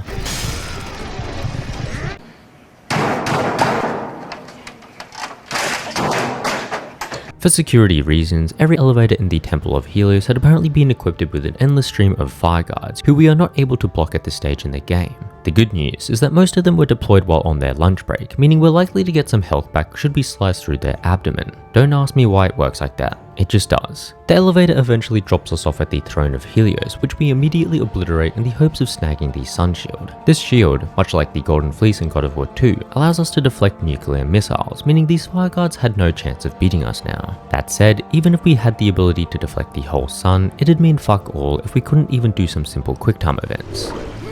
Oh my god. Wait, I'm actually dog shit. I am so fucking shit. Oh my god. This death was also the catalyst where I realized how dogshit most of the checkpoints were in this game. Like, why do I have to spend 5 years of my life running up this one staircase just to get back to the same fight, only to die yet again and have to do it all over? Having clapped another set of Morpheus' sleeper agents, we step our way through one of Da Vinci's masterpieces, ultimately ending up at the base of Mount Rushmore. Here we steal Triton's lance, which grants us the ability to swim underwater. Although calling this swimming would be extremely generous. It's almost as if Kratos was holding in a turd with how slow he swam, and as they say, there's a time and place for everything. Busting to take a shit wasn't an ideal mindset to be in, especially considering we were about to face off against one of the toughest enemies in the entire game, the Minotaur. See, contrary to their smaller counterparts, the Minotaurs in this game are incredibly aggressive. Their attacks can't be blocked, and they'll use every chance possible to impale you with their horns. This death fortunately doubled as a toilet break, allowing us to come back into this fight fully refreshed. Having vanquished her soon-to-be boyfriend, we're immediately brought before Eos, the god of dawn. Yeah, sick. Because of course she's not wearing anything up top, for fuck's sake. She essentially parrots the same things as Athena, but there was one statement she made that I found downright offensive. Save my brother, Kratos, and he will convince Zeus to release you and rid you of the horrors of your past. Stop the cap. You'd think after falling victim to Ares' scam, we wouldn't be so quick to trust another god. But considering Kratos was closer to the god of copium than the god of war at this point, we reluctantly agreed to continue our quest of finding Helios. To help us with said quest, we obtain our second magic power as well as pick up our second magic upgrade. Now, considering the chest had some kind of vendetta against us on god mode, we looked to use our magic sparingly, which almost immediately cost us our lives as we were assaulted by the local wildlife. This paired with the occasional quicktime fail resulted in an experience that could only be described as a colossal skill issue. Alas, after reigniting the final chariot, our ears were immediately assaulted by some god-awful flute playing. And while strange at first, it didn't take us long to realize that there was only one person in the entire universe that could make a flute sound like a dying rat. My daughter! Determined to break that damn flute of hers, we deal with the rest of Morpheus's snooze fest of an army before mounting the chariots of epilepsy who carried us straight into the underworld. How we've managed to end up here in every single game needs to be studied. Ignoring the fact that this is technically our first visit to the underworld, we come across our first set of wall climbing enemies, and while they tend to be rather lethal, the enemies here must have been in a good mood as they couldn't stop dancing. The main concern about Hades was its lack of health chests, and while I did make a complaint to the Hades City Council, they informed us that it'd take a good few centuries before our suggestion would be implemented. This meant that for now, we'd have to fight our way through multiple waves of enemies with barely any health. As you can imagine, this situation wasn't great, especially when we're ambushed by two Cyclopses in a tiny ass arena. The ironic part, however, is that these Cyclopses were the least of our worries. See, the moment you kill one of them, we're immediately rushed by some hoplites. These guys will always charge attack you, which isn't a problem on its own. Where it becomes slightly AIDS, however, is when you're unable to see them charging because you're too busy dodging the massive Cyclops' smashes. Well, that's just AIDS, isn't it? Like, I couldn't even see him coming. My minuscule health bar wasn't doing me any favors here, as I died over and over again. In the end, I had to take my chances and grab this health chest mid-fight, as I couldn't risk dying in one hit for another 78 years. With how little this heals us though, it didn't make much of a difference in the long run. What did make a difference, however, was finding our final Gorgon eye, which was like a blessing from the gods, even though they were currently sleeping at this point. This eye gave us our final health upgrade, which also restored all the HP we had lost so far. With our newfound confidence, we pushed forward about 62 steps before we were once again humbled by these mace-wielding fuckers. Oh shit. Oh, okay. What? Oh, I'm getting fucking dunked on. It's become a running joke by this point, but my IQ seems to deteriorate with every video I make. And in this case, I didn't realize you could parry these guys' attacks. So there I was, for about 10 minutes, rolling around like a constipated caterpillar as I got my face rearranged over and over again. Thankfully, I had saved up enough red orbs to max out Blades of Chaos, which didn't seem to mean much considering I was back to getting my ass blasted by these same Death Knights moments later. Look, I get that we're playing on God mode, but getting hit straight out of our own QuickTime events is just plain bullshit. Oh wait, what the fuck? I couldn't even move. With our life total mirroring the size of my friend downstairs, I quickly saved out of fear before ringing the bells of awakening. This called forth a fairy owned by Charon. Charon wasn't too happy we'd boarded without paying, and promptly told us to fuck back off. Unfortunately for him though, his threats were about as useful as his mask, which didn't cover his face whatsoever. Furious, Charon attacks us out of embarrassment, thus beginning the most one-sided boss fight to date. See, despite having barely a single hit point to our name, we're able to deal with Charon fairly easily. All of his attacks can be blocked, and his ranged attacks when parried give us a bit of health back. That said, we were never meant to win this fight, as we don't yet have the weapon required to break these pillars. Having been bodied on purpose, we're dropped into the mitochondria, which just so happens to be the powerhouse of Hades. That's not entirely accurate. Using its power, we're able to break our way out of this BDSM roleplay as we claim our final Phoenix Feather and magic upgrade. We may have maxed out our magic gauge, but losing to Charon came with its own challenges. For one, we'd once again been drained of most of our health, and despite decimating our BDSM cast members for extra health, the orbs nerfs from God mode were being felt more than ever. With such little HP, it was inevitable that we'd soon find ourselves getting railed in a corner. Twice. Things had gotten so dire that we'd resorted to cheese-killing enemies by standing outside of their roaming range. This extended to these archers who we simply abused from below. These scummy tactics couldn't be abused forever, however, as soon we were back to roll dodging a clusterfuck of cursed harpies. Leaving each battle with a minuscule amount of HP had become the new norm, meaning we'd have to abuse any potential advantages we could get while pressing forward. Having taken out another set of minotaurs, we eventually stumble across the elite king of this region, who's definitely seen better days. Being the disrespectful scumbag that we are, we push this king off the ledge before stealing his key. We then use that key to extend a bridge towards a much needed save point. The main point of attraction over here, however, is this statue of Zeus. Now, I'm not sure if you can see it that well, but he's got a mighty powerful looking gauntlet on his hand. Only the chosen ones are allowed to wear this gauntlet, and based on our first few attempts, we definitely weren't the chosen ones. What we lack in skill though, we make up for by smashing our head against the wall until it breaks, and in this case, it only took another attempt or two before we got our hands on that majestic gauntlet. Sadly, we weren't the most experienced person when it came to fisting. Like anything though, the more we tried it, the more addictive it became, to the point where we were fisting everything from cursed harpies to beefy cyclopses. As we made our way through the rest of Asphodel, I made it a goal of mine to never perish again.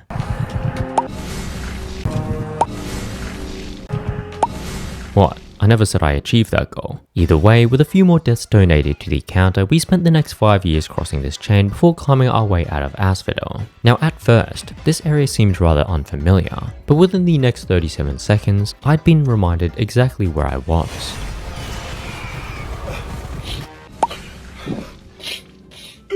Whoever thought it was a sweet idea to pair a bunch of Death Knights with these sweeping harpies needs to be fired immediately. I mean, up until this point, I hadn't really gotten too tilted, but this arena? This shit was straight AIDS. The worst part though was that I had to climb the same damn cliff face over and over again. Like mate, I'm already a masochist for playing on this difficulty, so you might as well just spawn me straight into the torture chamber. Speaking of torture, we once again had to face off against Charon with limited health and magic. This wasn't a problem for the first half of the fight though, as again, Charon's attacks are incredibly easy to block and parry. This time however, we're able to use our gauntlet to smash these pillars, stopping his channeled attack in the process. It's here where he starts to vomit out some infectious cancer, which I couldn't seem to get out of once I'd been hit. Despite my best efforts at dodging this attack, I'd get caught in it again and again. Eventually, I just decided to stop being shit, and following the brutalization of his face, we sailed our way towards the Temple of Persephone, which when translated meant the Temple of Misery. The more rooms I entered in this palace, the deeper I fell into depression. Whether I was back to getting my head ripped off or swarmed by a group of virus-carrying harpies, I was just straight up not having a good time. The worst part, however, was that the developers had saved the worst room for last. Not only do we have to deal with 3 separate Minotaurs, there's also a bunch of dual-wielding satyrs in between them. The initial duo of Minotaurs are so aggressive and tanky that most of the time I just opted to spam magic, as I was able to hit both of them while providing us with precious iframes. That said, the amount of damage these guys output is absolutely brutal, as I died over and over again. By some miracle though, I had somehow got the last Minotaur into a particular attack pattern, making it far easier to dodge his attacks and take him out. Our triumph here led us to one final room with a Cyclops and a few Gorgons, however they were nothing in comparison to what we'd just conquered. Having dominated her temple with ease, we were rewarded with some stunning eye candy. Smash. Despite being lovely to look at, she comes with bad news, as she tells us that if we want to destroy our daughter's flute, we'll have to sacrifice our health, magic and orbs. Oh shit, here we go again. With the fate of the world resting on our shoulders, we agreed to her terms as we're milked dry by the great Deku tree. As we enter yet another of Da Vinci's beautiful pieces, we're blessed with the sight of our daughter, and better yet, she doesn't seem to have that horrid flute with her. As wholesome as this moment was, it soon became apparent just how annoying our daughter had become, most likely due to her having spent time with Persephone, whose pastimes included freeing the Titans in the hopes of destroying Olympus. The destruction of the gods would ultimately lead to us missing out on that hair transplant, and with this realization in mind, we pushed our daughter aside as we got back to our own personal hobby, snapping the necks of innocent civilians. The more innocents we killed, the quickly our power would return, and while there were a few hoplites running about, their death sounds didn't sound nearly as satisfying as this. Having fully recouped our testosterone, we looked to Persephone for some spicy action. This is not what I had in mind. All things considered, Persephone is not a complicated fight. Much like Lachesis, how well you do against her comes down to your parry timing. During her first phase, she only really has 2 attacks, the first of which sees her earthbending, which you can avoid by simply walking around it. Her other attack is a charge followed by some punches, which you can parry to iframe the following hits. In this sense, the moment you get the parry timings down, she becomes a complete joke. What I will say is that she does some incredibly high damage should she hit you. So, I mean, I'd advise not getting hit at all. No shit. The second phase begins with Atlas joining the fight, although this whole segment is done through quicktime events, meaning it shouldn't be too hard to complete. Eventually, we're spear tackled by Persephone back into the arena, thus beginning the final phase. Now, this phase is an interesting one, as it's quite easy to avoid all of her attacks. It revolves around deflecting her attacks back at her, with each time requiring more deflections in a row. Her other attacks are all fairly easy to dodge as I mentioned before, but considering you have to complete 4 whole rounds of tennis, it can wear you down after a while, which oftentimes leads to dumb mistakes. That said, during our next attempt, we'd started to blind her ass with our high beam lights, which were so bright that it caused her to implode from the inside out. With his mistress splattered across the underworld, Atlas had no choice but to carry the whole world on his shoulders, yet he still had the strength to predict one thing. We will meet again, Sparta. The fates have deemed it. One day, you will regret what you have done here. With that ominous warning weighing on our minds, we ride the chariot of epilepsy back to the surface where Helios's light would illuminate the world once again, thus ending another one of our side quests for the Olympians. And boy, was it a brutal one, as we perished a total of 36 times during it. Now, despite taking one detour already, I thought it best that we continue to edge ourselves, meaning we won't be going to God of War 3 next, and instead we'll be taking yet another detour. As you may have noticed from Kratos' pose here, this game follows on from the original God of War, and despite his continual desire to aura farm, Kratos was still haunted by the visions of his past. These visions were the least of our problems, however, as Kratos had been craving sushi for the last 48 hours. Unable to suppress this urge, we find ourselves on the shorelines of Atlantis, where we are ambushed by the shittiest sashimi known to man. The fuck you say to me, you little shit? Thankfully, the grab button continues to be one of the strongest abilities in the entire game, just like the franchise's godly ability to sap us of all of our powers each and every time. Before long, we'd moved on from tossing fishmen to getting bitch slapped by some more tentacle hentai. Now, considering I've already beaten 3 God of War games on their highest difficulties, I wouldn't blame you for thinking I had gotten better at these games. Yet here I am, dying within the first 5 minutes yet again. That said, we get our revenge, dealt with whatever the fuck this thing's supposed to be, and grabbed our first Gorgon eye. Following some swimming practice, we throw around some more pathetic tritons before coming across the first Minotaur. Now, I'm not sure what's happened since Chains of Olympus, but these furry bastards have had one of the biggest downgrades in God of War history. Not only are all of their attacks now blockable, but even their ruthless charging attack can now be countered with a simple QTE action. Not everything was sunshine and rainbows, however, as we're once again groped by some Australian wildlife and given the middle finger by red orb chests. Eventually we stumble across the Triton's elite guard. If being elite meant shitting yourself the moment anyone got within 2 meters of you. Why are you running?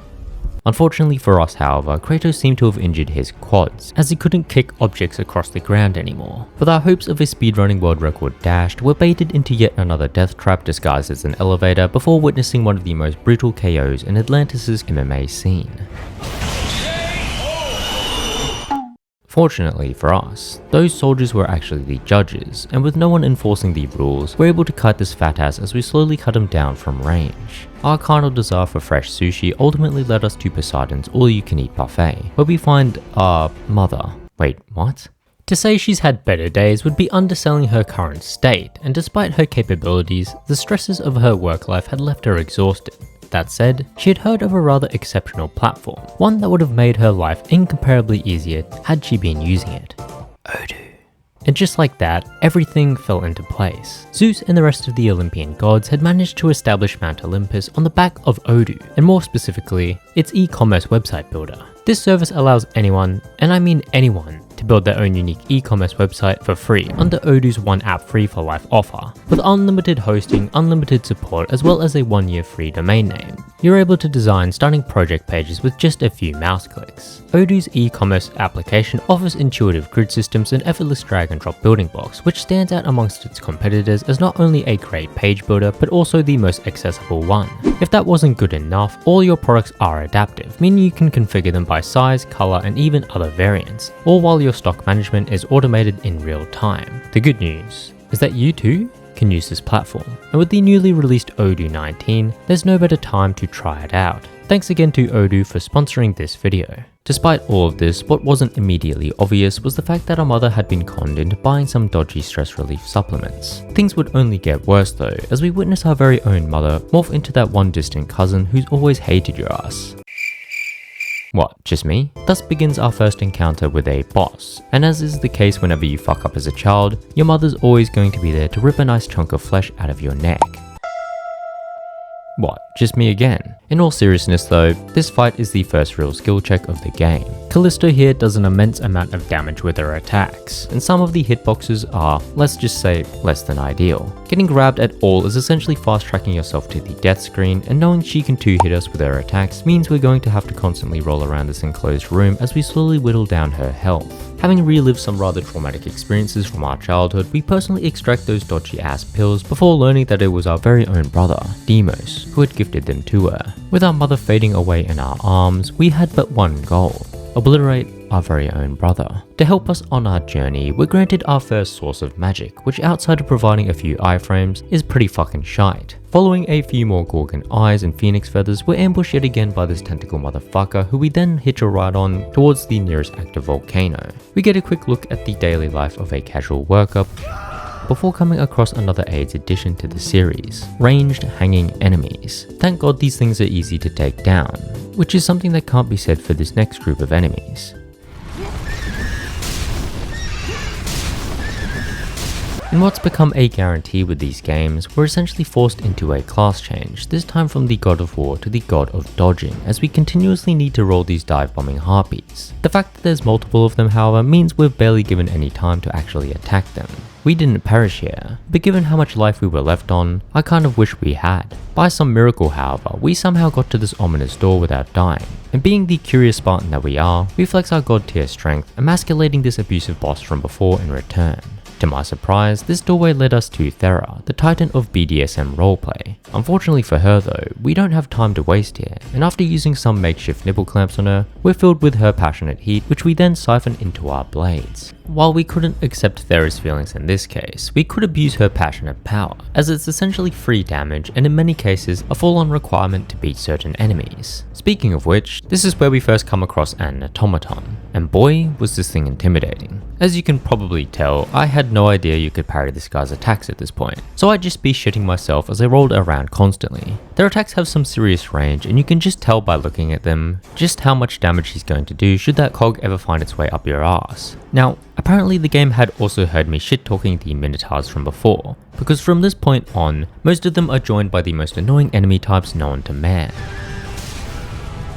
I'm not sure which sadistic bastard thought this was going to be a sweet idea, but I think I speak for everyone when I say, it fucking wasn't. All things considered though, at this point in the game, things weren't too torturous. Even our final encounter with Skylar the water dragon here ended with a few QTE button presses, and not long after that we'd collected our first health upgrade. Strangely, grabbing that final Gorgon eye made the volcano we were in completely shit itself, to the point where we had to swiftly parkour our way through what could only be described as my stomach following curry night. The problem, however, is that this wasn't your typical curry. This shit was maxed out on the spice. I'm talking, you know when they put like those 4 chili symbols next to the name of the dish? I don't know what I'm waffling about. It was so lethal, in fact, that being hit at all would result in an instant death. With the molten curry singeing the hairs of our butt cheeks, we're able to get a second burst of energy as we power our way up the wall, ultimately getting blown straight out of its hole like we're some kind of explosive diarrhea. Despite smelling like the soiled remains of a baby diaper, the more concerning matter was the fact that Atlantis was sinking.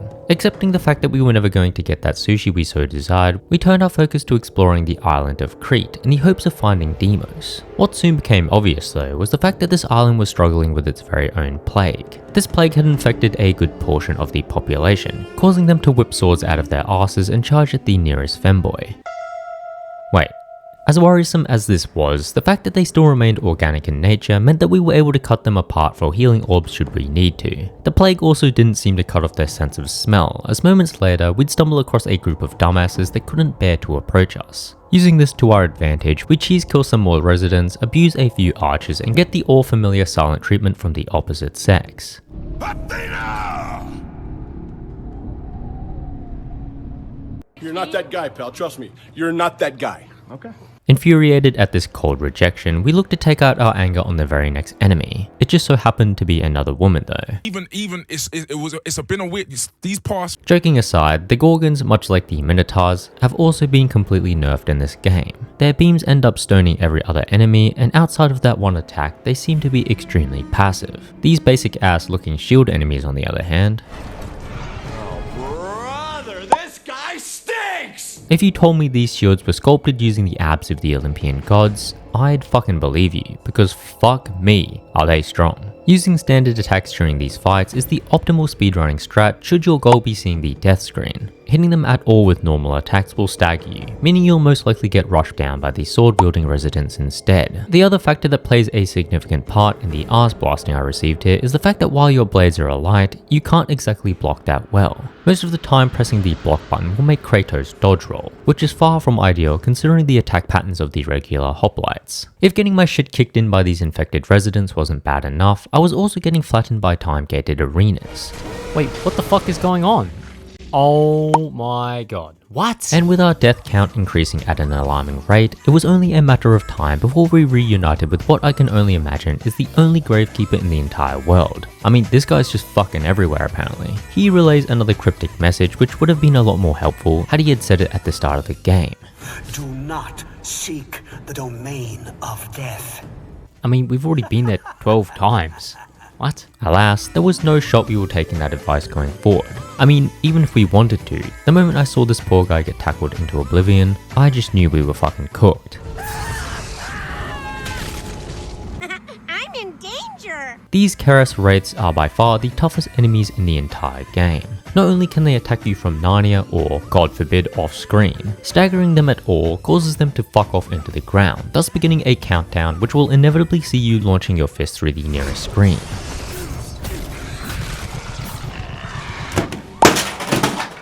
It's enemies like these that make you wonder whether anyone bothered to playtest the game on these higher difficulties. Look, I'm no stranger to getting railed. Wait. But it gets to the point where I'd rather take a bowling ball to the sack than fight these cancerous baddies. Things only get worse however, as our next challenge sees us taking on another set of shielded enemies, although this time, the sadists at Ready at Dawn thought it'd be a sick idea to pair them with some more dive-bombing harpies. Oh, for fuck's sake, this looks like a really fun fight, this one. As you can probably guess, I wasn't having a good time. Pairing aggressive enemies that you have to roll dodge with others that require a constant source of specific damage just makes for a clusterfuck of a fight. Add to that the fact that this arena could give most micro penises a run for their money, and you've got a literal death trap that added far too many deaths to my counter. It was also at this point where I realized just how dogshit some of these checkpoints were. See, every time you die in this fight, you spawn back behind this massive door. So, can someone tell me why in the fuck do we need to open up these two chests, then wait and watch as this door slowly opens and closes every single time you want to attempt this fight? I mean, I guess you could avoid opening the two chests on subsequent attempts, but I mean, why the fuck would you? Our day goes from bad to worse though, as soon after we catch a glimpse of one of our Spartan brethren partaking in some rather vivid roleplay. Before we can ask for her out though, we need to deal with a few more ranged enemies, as well as a rather annoying section which not only includes said ranged enemies, but also a Cyclops as well. On their own, these two enemy types are extremely easy to beat. When paired together however, they can become quite a handful. A lot of it comes back to the roll/block dilemma, where you need to block these small ranged attacks while also rolling these Cyclops' attacks. Getting that all down in this tiny ass arena was easier said than done, and I perished a good few times while attempting it.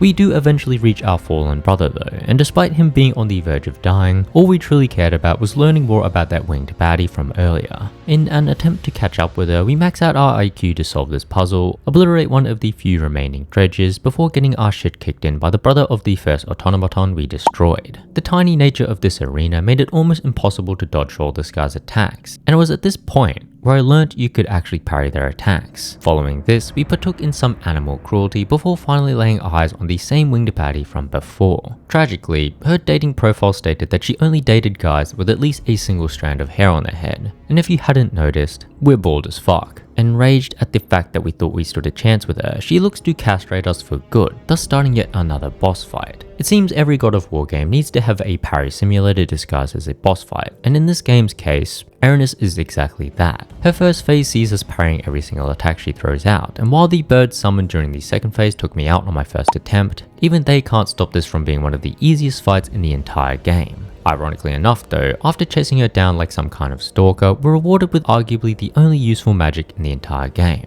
What makes this magic useful in certain situations is its crowd control potential. Not only that, but it also siphons some HP from enemies, which will become useful later on. For now though, it'd be in our best interest to return to Sparta, and by sheer coincidence, it seems as though it was right around the corner. Ignoring the fact that we should be called the God of Luck, I was just thankful that the women here seemed to be clothed.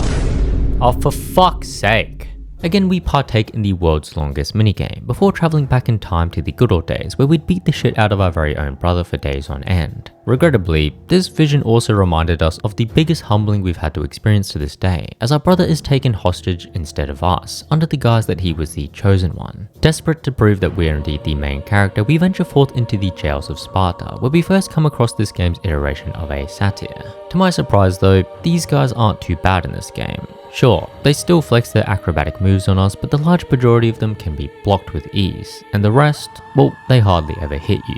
Along the way, we accidentally released the city's worst criminal, who'd been in prison for one cardinal sin, not being subscribed to this channel. For those of you that are new around here, the punishment for failing this basic requirement is death, and he knew that. That's why he ran off like the little bitch that he is. Unfortunately for him though, for this joke to make any sense at all, he would need to be terminated. Although before that, we'd have to put down his pet lion. Our search for Demos took us through the mountains of Laconia, where we partake in some more animal cruelty, camped the side of this climbing section, and witnessed the castration of the last Ares statue to stand in Sparta. 2 seconds later. Kratos stood in the temple of Ares. So that was a fucking lie. It's inside this very temple where we get the opportunity to slap the fuck out of our younger selves, which is something I'm sure most of us would love to do. Pulverizing our very own skull had somehow led us to obtaining the skull of Ceres, which we could then use to enter the domain of death. Along the way, we're given the arms of Sparta, which are arguably some of the best alternative weapons in the entire franchise. I mean, how can you deny a ranged weapon that lets you throw spears from the next planet over? I mean, just look at this fucking shit. That said, we also acquired the Horn of Boreas, which just looks like we're awkwardly trying to swing a shot put around while doing fuck all damage. It's a shame really, because I'd give up just about anything for some decent magic, especially considering what was waiting for us around the very next corner. No, God! No, God, please, no! No! This marks our second encounter with the Keris Wraiths, and this time, they've invited their very own third wheel. Dealing with 2 of these Wraiths was hard enough, but 3 is just downright sadistic. Letting go of the block button at all felt like a colossal waste of time, as I'd instantly get bent over and railed from behind. Oh my god, these things fucking suck. I don't even want to know how many times I died in this encounter, but it was certainly enough to get me praying that I'd never have to see these horrendous creatures again. Surprisingly, we weren't the only ones having a hard time though, as we stumbled across King Midas's latest victim. From the looks of it, he'd suplexed his very own daughter, killing her immediately. Being the coward that he is though, he runs off in fear, leaving his radiant daughter for dead. Now, you'd expect us to feel some sort of sympathy for him, especially considering we'd done the exact same thing to our own family. That said, there can only be one savage protagonist in these games, and let's be honest, it wasn't going to be this pathetic failure of a father. Speaking of pathetic, we once again abused some invisible walls and the range of our spear to fight our way towards the ports of Atlantis. And you know me, once I find a scummy tactic, you can bet your sweet ass I'll be abusing it any chance I can get. That said, this methodology couldn't be used for every fight, and awkwardly enough, the moment it failed, I was greeted to that clingy death screen once again. It was around this point where I'd started to use the Scourge of Erinys, as it not only stun-locked the Harpies, but it also siphoned some much needed health from the Cyclopses. Despite having donated a few more deaths to the counter, we still made it in time for the ferry, although it seems as though we'd gotten on the wrong one, as we were immediately dogpiled by some more sashimi. This section here is often considered one of the toughest parts of the entire game, with each phase introducing more and more obstacles for us to deal with. The first set of enemies can be thrown around, while the second set of enemies can be charged into. Where it starts to get a bit ridiculous, however, is when these enemies are paired together, all while our ship is getting hit by every single lightning bolt possible. I have no idea why they decided to install a lightning rod on the ship, but considering how unfair this bullshit is, I chose to use our own cheap tactics, which saw us blocking on top of this chest for the entire fight. See, this section here is time gated, meaning we can avoid the inevitable ass whooping altogether by doing what I do best, playing like a complete pussy. Cheap tactics aside, we're eventually ripped away from the boat only to end up back in Atlantis. As you can imagine, Atlantis, which now sat at the bottom of the ocean, featured a lot of swimming segments, which was a welcome change, as it meant there wouldn't be anything for us to fight. That said, Kratos still swam like a constipated slug, making any detours we took feel unbearably long.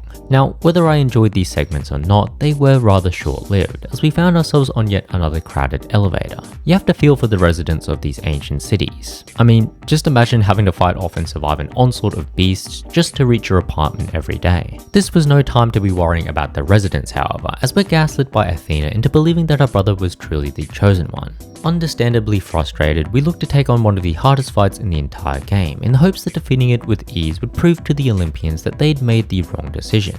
There was just one problem though. Defeating this clusterfuck of a fight with ease just wasn't possible.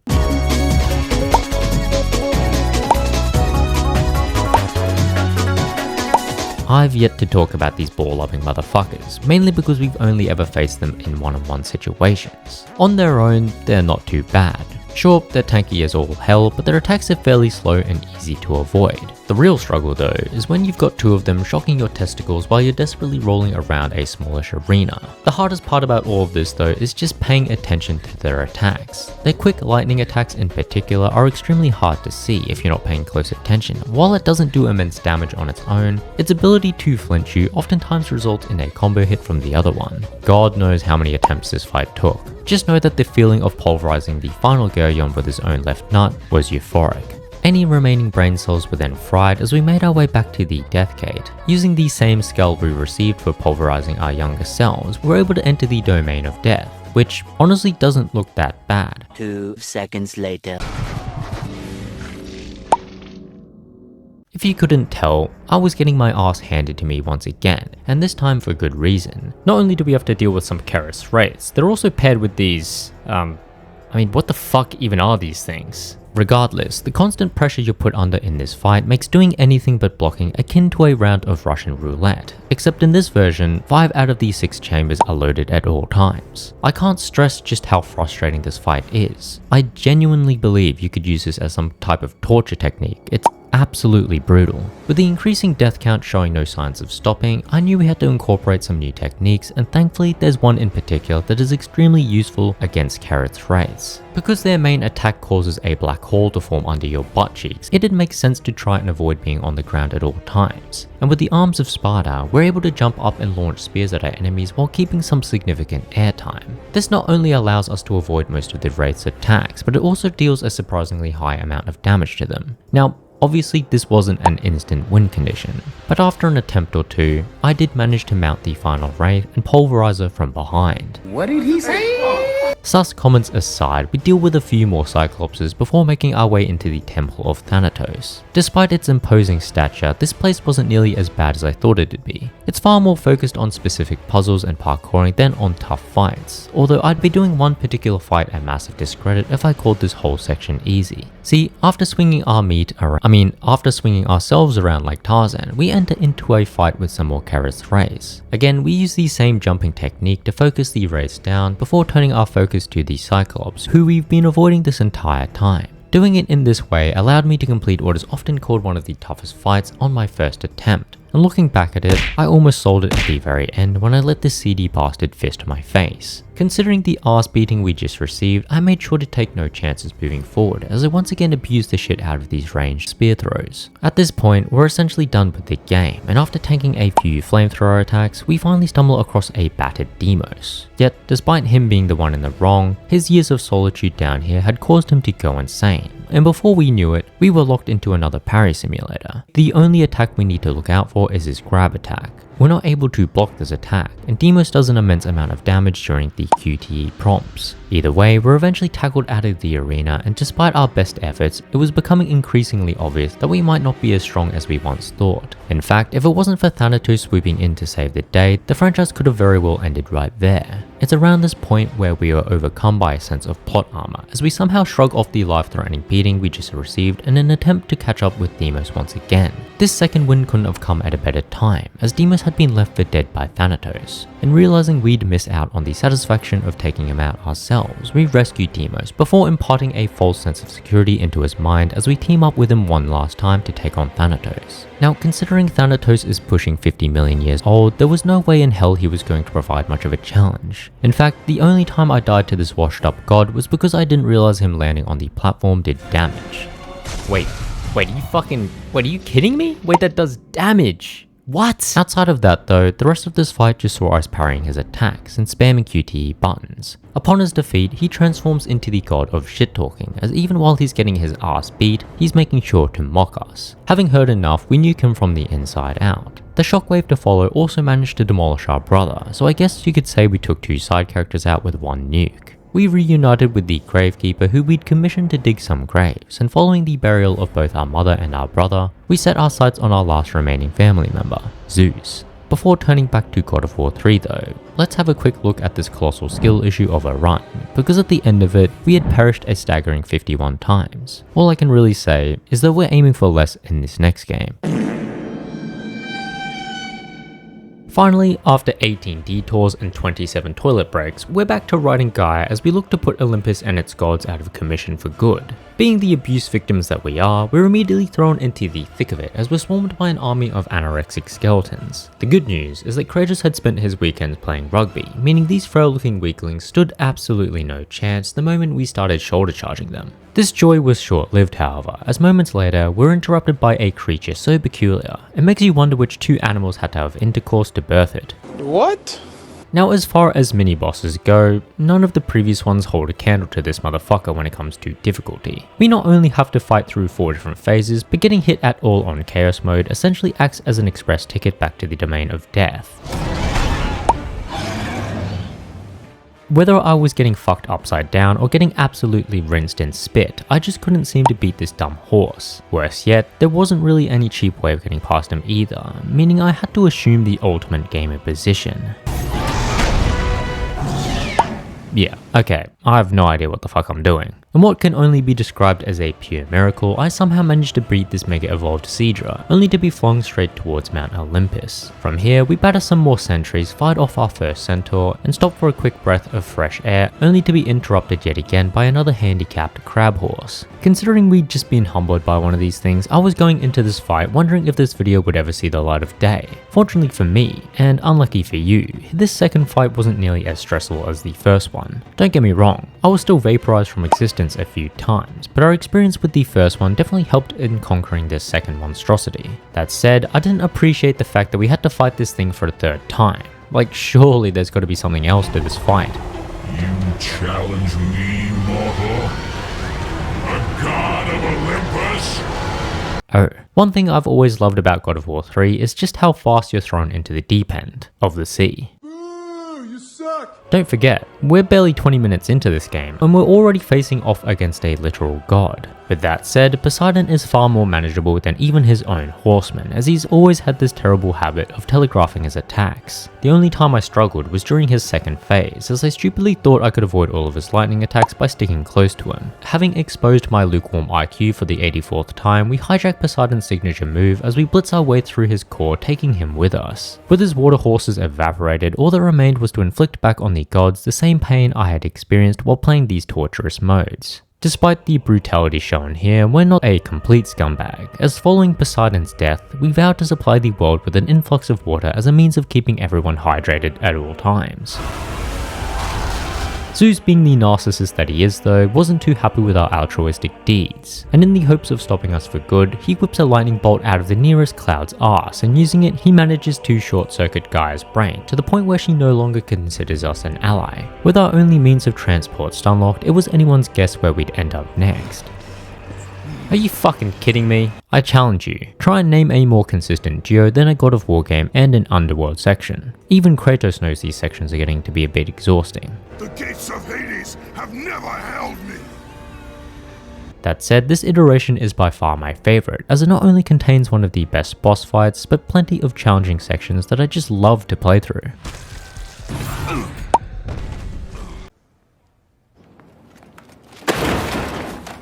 I know this is going to nuke any credibility that I have, but I've always dreaded these rope climbing sections as they always seem to fuck me one way or another. In God of War 3, we're not even able to turn ourselves quick enough to stunlock our enemies, and instead we have to space ourselves perfectly between enemies such that our grab attacks iframe the guy behind us while we take out the one in front. Exposing my death count at this point would almost certainly get this account shadow banned from YouTube, so I'm not going to do that. Instead, I'll use the power of editing and this absolute waffle of a script to gaslight all of you into believing that I got through the rest of Hades without dying a single time. What I will say is that God of War 3 without a doubt gives us more than enough tools to use to our advantage. As if the army of Sparta wasn't strong enough, we also managed to steal the bow of Apollo from Prometheus after char-grilling him to perfection. The bow in particular is extremely effective at getting in free chip damage from afar, albeit it seems as though Kratos would much rather get up close and personal. What wasn't immediately obvious following this cruel display of animal cruelty was the fact that we'd have to explain ourselves to the mothers of these same pups moments later. As you'd expect, these two weren't too happy to learn that we'd annihilated their children, yet none of that really mattered as we spent the next few minutes parrying their attacks and watching in disbelief as they somehow managed to hit each other with their own fireballs. The harpies in comparison proved to be far far tougher, as the sheer number of them felt like trying to swat away a horde of bees that you pissed off after obliterating their hive. Shitty analogies aside, our sole goal at this point was to find a way out of the underworld, and realistically, there was only one person who knew how. Hey, Vsauce! Michael here. In all seriousness though, the fight against Hades is rather tame. Essentially all of his attacks can be blocked, and using the bow of Apollo, we're able to chip him down phase by phase. In fact, the only times I died were to stupid errors made when chasing Hades' meat. What do you mean by that? Either way, after a few rounds of tug of war and a humiliating defeat at the hands of his own weapons, we rise from the depths of Hades only to get gangbanged almost immediately. Whoa, whoa, whoa, whoa, whoa, whoa, whoa, hey! If you thought that was brutal though, imagine dying straight out of a cutscene. What? Huh? Wait, what? What? Again, I don't appreciate it when regular melee-based enemies all of a sudden whip a ranged attack out of their assholes, as it makes avoiding their damage less likely than winning the lottery. If that wasn't bad enough, in an attempt to help this titan swat an annoying fly out of the sky, we're jump scared by a chimera, who are some of the toughest enemies in the entire game. Luckily for me, I'd actually gotten my ass handed to me a few times during my normal mode playthrough, meaning I had essentially memorized its attack patterns this time around. With it defeated, we line up the perfect alley-oop with our molten friend here, who converts it into one of the most devastating slam dunks I think I've ever seen. Upon reaching the injured Helios, we're immediately insulted by what I can only imagine is a pathetic replication of our Spartan's phalanx. Infuriated, we make short work of these pathetic stick insects as we blast them into oblivion with the help of a Cyclops. Fearing for his life, Helios activates his ultimate ability. Feel the power of the sun! Which we negate by simply holding out our hand. Either way, we add yet another head to our collection, which we use to explore the nearby caverns. To my dismay, these caverns not only house some more bomb diving harpies, but also another rope climbing section. Oh my dude, how am I so wank at this, man? Eventually we stumble across the first enemy type to have a significant downgrade in this game, the Wraiths. Like any other Wraith, they'd much rather be underground than above, but unfortunately for them, we're able to grab them out of the ground and juggle them till the end of time. As we continue our ascent through these caverns, we're somehow shoehorned into the game's first flying segment, which sees us weaving through the dodgiest infrastructure known to man. To this day, I still have no idea where the fuck these molten meteorites are coming from, especially when you consider that we fly out into a chamber with no fucking molten shit in sight. Mindfuckery aside, this really wasn't the time to be confused, as we were immediately tasked with protecting this chain. Sounds pretty simple, right? Well, what if I told you that I'd rather take this chain and wrap it around my neck? This was by far the most frustrating section yet. I get that we're supposed to launch these armored minotaurs off the edge, but that was easier said than done, especially when there's a quadrillion of them all charging you at the same time. As a famous man once said, if they're not clapping the chain, they're clapping your cheeks. The worst part though is if you fail, you need to relive that same nightmare, but from the very beginning. After who knows how many attempts, I finally managed to clear this section, only to be rudely interrupted by Hermes, who gets absolutely cooked by Kratos in one line. To catch a fly from the ass of Zeus is not worth my time, Hermes. With his ego obliterated, Hermes runs off crying, leaving us to spend the next 4 hours climbing this massive chain only to come across Pandora's box once again. Considering how important height is within the dating scene, Zeus made sure to lock away the limb extension powers of the box behind Pandora's flame. This meant we'd have to track down Pandora herself if we wanted to get our hands on Pandora's box once again. Before we were even able to organize our thoughts though, we're once again interrupted by the only god yet to hit puberty. As annoying as this guy is, the whole segment to follow is pretty straightforward, as it appears as though Kratos had been playing some Uncharted in his spare time, as he managed to parkour his way around Olympus with ease. What had become apparent, however, was the staggering pace difference between us. If only there were a perfectly placed catapult that we could use to launch ourselves towards him.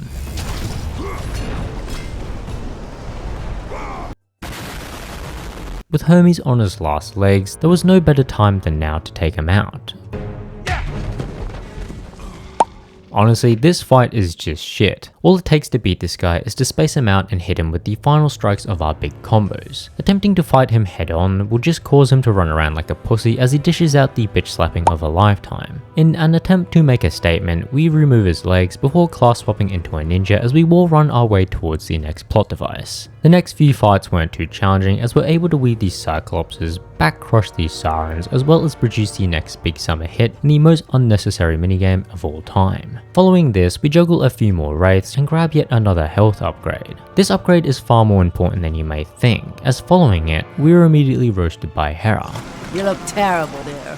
They ask you how you are, you just have to say that you're fine when you're not. If that wasn't brutal enough, we're also emasculated by our very own brother Hercules, who was always the favourite when it came to serving sizes at dinner. That said, his muscles are about as useful as a walking stick made of al dente pasta, as we're able to out-wrestle him and send him packing straight into these thorny walls. As if that wasn't embarrassing enough, we also end up pulverizing his face with his very own weapons, ultimately sending him down into the sewerage systems of Olympus. Shit talking aside, this was by no means a perfect fight. My HP was so low in fact that I was immediately railed in a corner the moment I reached Poseidon's chambers. As far as housewarming parties go, I can honestly say that this was one of the shittiest I had been invited to, as I constantly found myself in corners with a bunch of jacked men brushing up on me. The good news is that we were finally able to get a hold of Pandora, only for the internet connection to die out midway through our conversation. As thanks for such a shitty experience, we chained the host's wife to this cog before making our way into the upper gardens. Now, if you thought the jiggle physics were impressive here,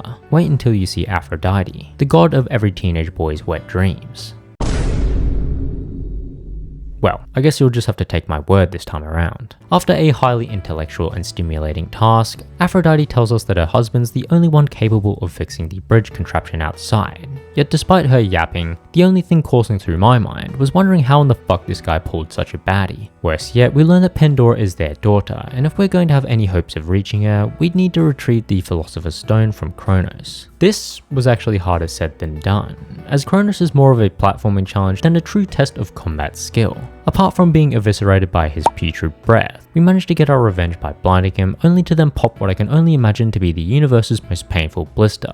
We were eaten as a result, but what Kronos hadn't accounted for was the fact that we hadn't showered in decades, and as you can imagine, this resulted in quite the stomachache for the poor bastard. Now, because we're technically at fault here, we do the kind thing and put him out of his misery, but not before stealing the Philosopher's Stone from him. With it, we get old mate here to craft us a new weapon, only to then use said weapon to annihilate him. Kratos, being the morally corrupt protagonist that he is, chooses to lay with another's wife before abusing the shit out of another.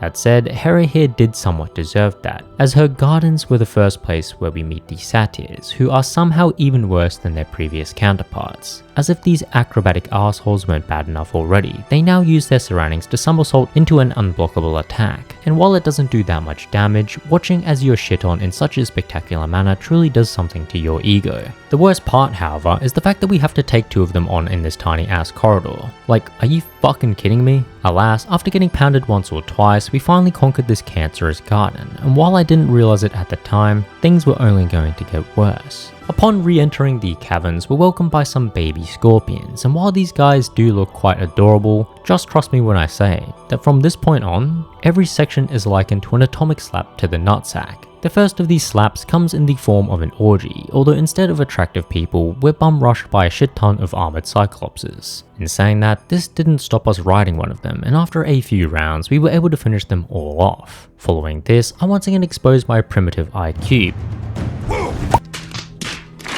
before walking into yet another atomic slap to the sack. This here is the god of scorpions. He's not a god, dumbass. Wait, what do you mean he's not a god? Are you fucking seeing what I'm seeing?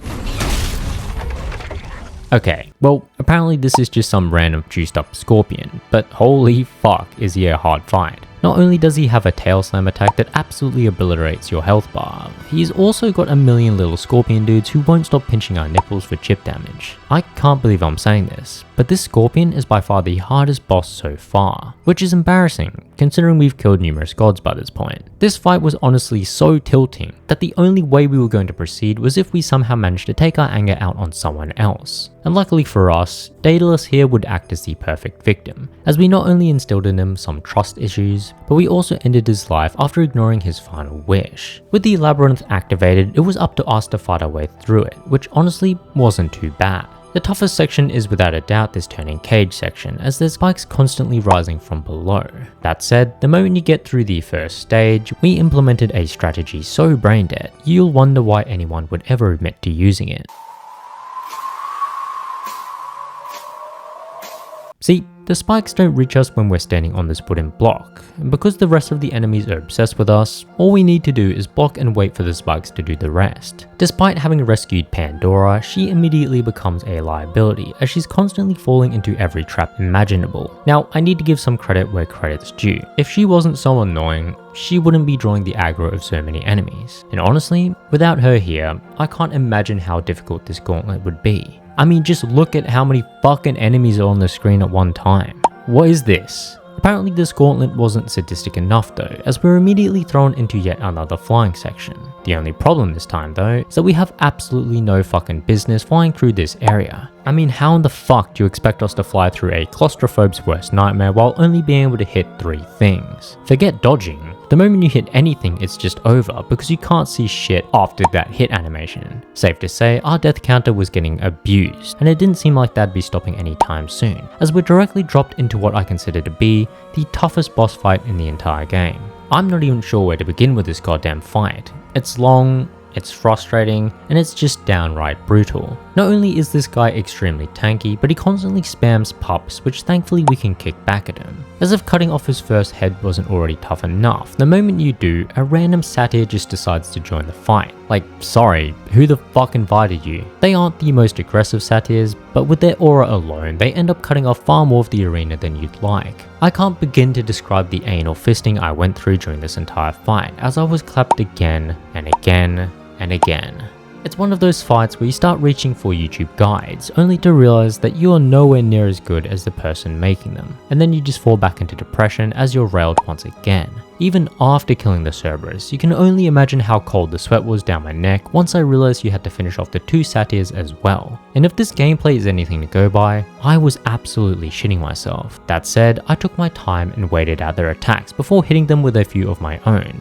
And while there were some very close moments, I did manage to pass this section after a colossal amount of deaths. With the Underworld's pet dog taken care of, we're tasked with obliterating 3 crystals located on the back of each judge. The only problem is we're barely given any healing, which is great considering we have to fight off some more satyrs. Thankfully, we can employ a strategy so disgusting that it might just get me demonetized on YouTube. My disappointment is immeasurable, and my day is ruined.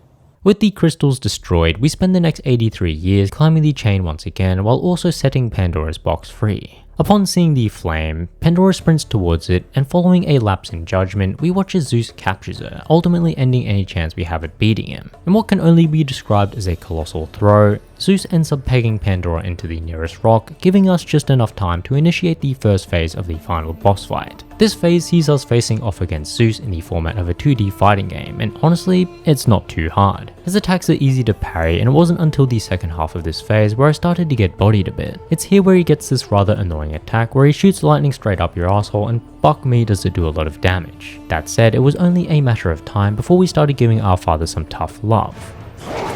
In the meantime, Pandora had cooked up one of the worst ideas ever conceived, and while we tried to stop her from frying herself to a crisp, we ultimately fell for Zeus's rage bait. Realizing that we had failed, our self-worth plummeted, and in an attempt to get it back, we looked to hug our father only for him to refuse it outright over and over again. It was at this point where we came to understand one thing: this family was cooked from the very beginning. And with that in mind, there remained but one solution: annihilate our own father for good. The problem with this plan though, was we were the ones getting annihilated. In fact, we were getting our ass beat so bad that I almost felt inclined to file a case for child abuse. To say our cheeks were well and truly clapped would be an understatement. I hadn't been beaten this bad by so many versions of my dad since the Halo Combat Evolved era. What makes this phase the hardest by far is the amount of clones this asshole spawns. Zeus himself only has a few attacks, all of which are easy enough to parry or dodge. Where it gets cancer though, is when he calls in his twin brother Woos. If that wasn't bad enough, on family holidays he invites the whole extended family, and considering how much I struggled when dealing with 2 of them, you can imagine just how uncomfortable these instances were.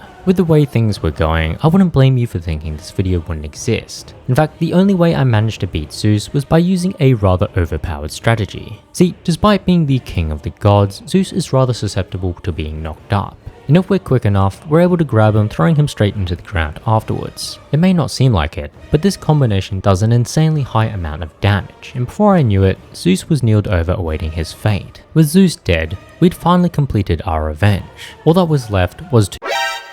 Oh, you gotta be fucking kidding me. Well then, I guess we never did get to carry out our revenge. It's a shame really. Usually plot armor would carry us across the finish line, but I guess that's exactly what's going to happen, what the fuck? As we awake in some random ass mirage. If I'm being honest, I don't exactly know what's going on here. Just know that we bullshit our way back to life, and with that hope pulsing through our fists, we beat the shit out of Zeus one last time. And with that, we'd single-handedly annihilated our whole family. A feat so impressive that Athena couldn't help but glaze us for it. Concerningly though, she'd asked for the blade of Olympus back. Shocked, we looked to take her out, only to miss her with our first swing, and in an attempt to mitigate any aura loss just there, we end up stabbing ourselves in the chest in the hopes of gaslighting everyone into believing that was our goal all along. As our life fades away, we're mocked by Athena for having bitch energy as the game comes to a close. Despite leaving the world around us in ruins, the real shambles was our death count, as we somehow managed to perish 119 times while conquering Chaos Mode. This slots it right in the middle of our rankings, and while I wish I could say it ended here, we're only just getting started. Despite being the last Greek God of War game to release, Ascension takes us back to a time where Kratos had only just been tricked by Ares on the promise that he'd get him a hair transplant. If that wasn't bad enough, we'd also somehow got ourselves involved in some hardcore bondage, and while that may excite the gooners watching, our partner this time around left much to be desired. Brother, what's that? With our anal virginity on the line, we tap into our plot armor, and using it, we're able to completely outplay the mother of all STDs. Now Megara comes off as confident, but she's clearly terrified as she spends the next 20 minutes watching as we annihilate her army of parasites. As we continue to hunt down Megara, we come to witness the infection of her latest partner.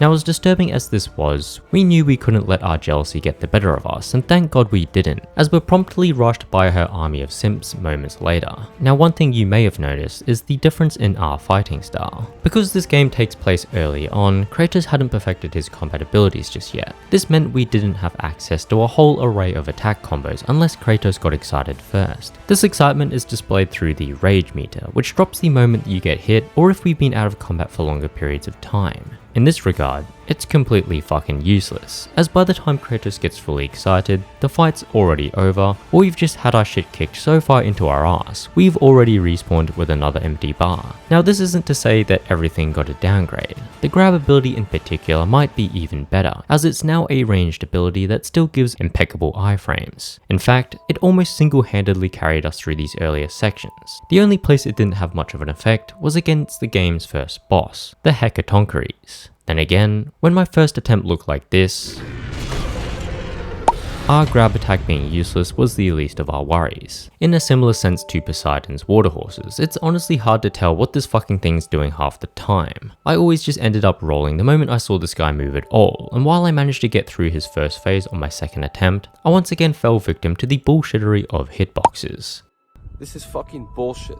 Time and time again, I'd just get fucked sideways by bullshit, and the awkward part was that it was always against this grotesque bastard. The game being as monumental as it is also meant that it did take between 15 and 47 years to load back up after a death, which only made things all the more frustrating when I did die. Outside these Hecatoncheires fights, the rest of the prologue was smooth sailing. Our first encounter with the Cyclops went swimmingly, and we even managed to find some time for our favourite hobby: animal abuse. Thankfully, our final encounter with the Hecatoncheires was an easy one, and before long, we were fighting off a literal mountain range of a beast while riding atop it. Doing so gives us a chance at reaching Megara, the catalyst of all these diseases. And in typical God of War fashion, we spare no mercy for our victims as we pulverize her straight into the ground. Now, at this point you're probably wondering, what the fuck is even going on?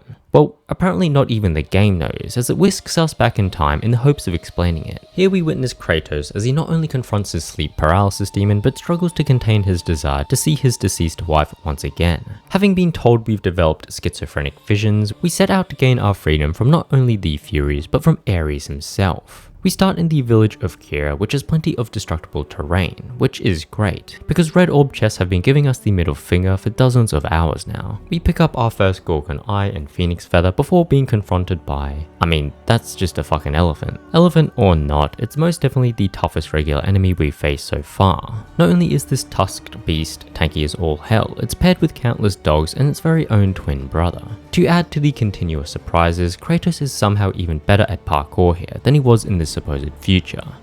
he can't even parkour in Chains of Olympus, which takes place only a few years after this. Conundrums aside, we get back to our favourite pastime before grabbing a much needed health upgrade. I forgot to mention that we also earned our first piece of magic, but considering it's the only magic we'll be using throughout the entire playthrough, I assumed we'd talk about it later. Either way, we fight off our first Gorgon, parkour our way across another building, and hitch a ride on the world's most stylish public transport. After some more climbing and a rather amusing grapple fest, we come face to face with yet another Chimera. And boy oh boy, this fucking thing is AIDS to deal with. Its attacks might not deal significant damage, but they're so goddamn fast that they often catch you off guard. The attack where he throws up his lunch in particular is incredibly annoying, as he somehow manages to preload it while doing another attack. This not only means you have limited time to hit him, but if you're not quick enough to dodge it, you're getting fucking comboed into a slam dunk straight after. This carries on into his following phases, the last of which being the hardest by far. Not only does he jump away to avoid your attacks, he's got an incredibly annoying ice breath attack that you can't block. Pair this with a lethal charge attack and it's no wonder my death count was gravitating towards my IQ. What you'll notice however is that these smaller fights in between these bigger fights are all relatively easy. Whether it's spam grabbing satyrs or spam grabbing whatever these things are, most of these fights can be completed without taking a single point of damage. Pair this with our god tier parkouring ability and we were blitzing our way through this interactive roller coaster. We were doing so well in fact, that the game knew it had to throw something new at us, and in this case, that meant incorporating cancerous camera angles.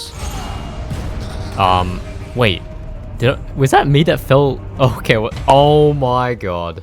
The silver lining in all of this is that if we're able to fall off the map, so can our enemies. Ranting aside, we climb another tower, laugh at the local farmer who's being eaten alive, only to then follow suit moments later.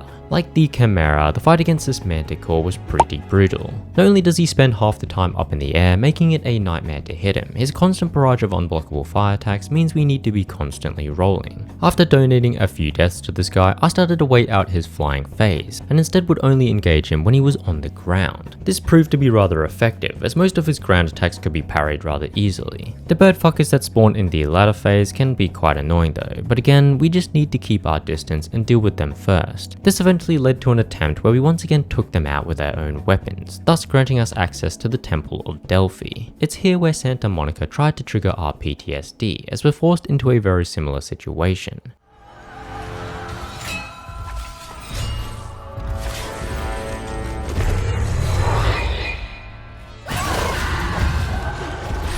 To my surprise, however, this encounter wasn't nearly as bad. The Cerberus here has extremely obvious tells to his attacks, and while he does have a few yes men of his own, none of them come close to the satyrs we had to take down in God of War 3. Moving forward, we come across another instance of workplace abuse. But before we can step in, we watch in disbelief as the old sage here warps time. Intrigued, we spend the next hour exploring the temple, parrying satyr generals along the way. Parrying is another mechanic that has changed in this game. See, instead of just timing a block like in previous installments, now we're required to press the X button while already blocking. This has its merits and its flaws. Against enemies like the Satyr General here, it makes parrying their attacks extremely safe, as we're able to block any previous attacks and time an easy parry on his final hit. On the other hand, it makes parrying large groups of smaller enemies extremely awkward, as one mistimed parry will ultimately end in you taking the dick from every conceivable angle. Speaking of taking the dick, after maxing out our IQ to complete a few puzzles, we end up in the Oracle's chamber, which is guarded by Castor. Realizing that he was programmed to be a boss fight, Castor immediately makes things difficult by destroying the bridge leading to the Oracle. What he hadn't realized, however, was that our parkouring skills were at their peak at this point, and after the world's greatest leap, we were set to begin one of the tougher fights in the entire game. What makes this fight so challenging is the number of things we need to look out for. Between the unblockable ground slices, the quick sword combos, the teleportation, and the occasional terrain warping, it was inevitable that we'd spend most of the fight dodge rolling this guy's attacks. The fight also consists of multiple phases, although thankfully there's checkpoints between each one. The toughest phase would without a doubt be the last one though. See, once we've knocked Castor clean out, we need to deal with Pollux, who, let's be honest, drew the short end of the stick between these twins. His small stature must be why he fights like an absolute pussy, as he constantly teleports away the moment you get close to him. I must have died 3 or 4 times here before realizing I could destroy these pillars and throw the rocks dropped straight back at him. Doing so would get rid of the time slowing field around him, making it far easier to get hits off on him throughout the entire phase. It still wasn't easy by any means, but after another attempt or two, we finally managed to separate these twins before standing on business.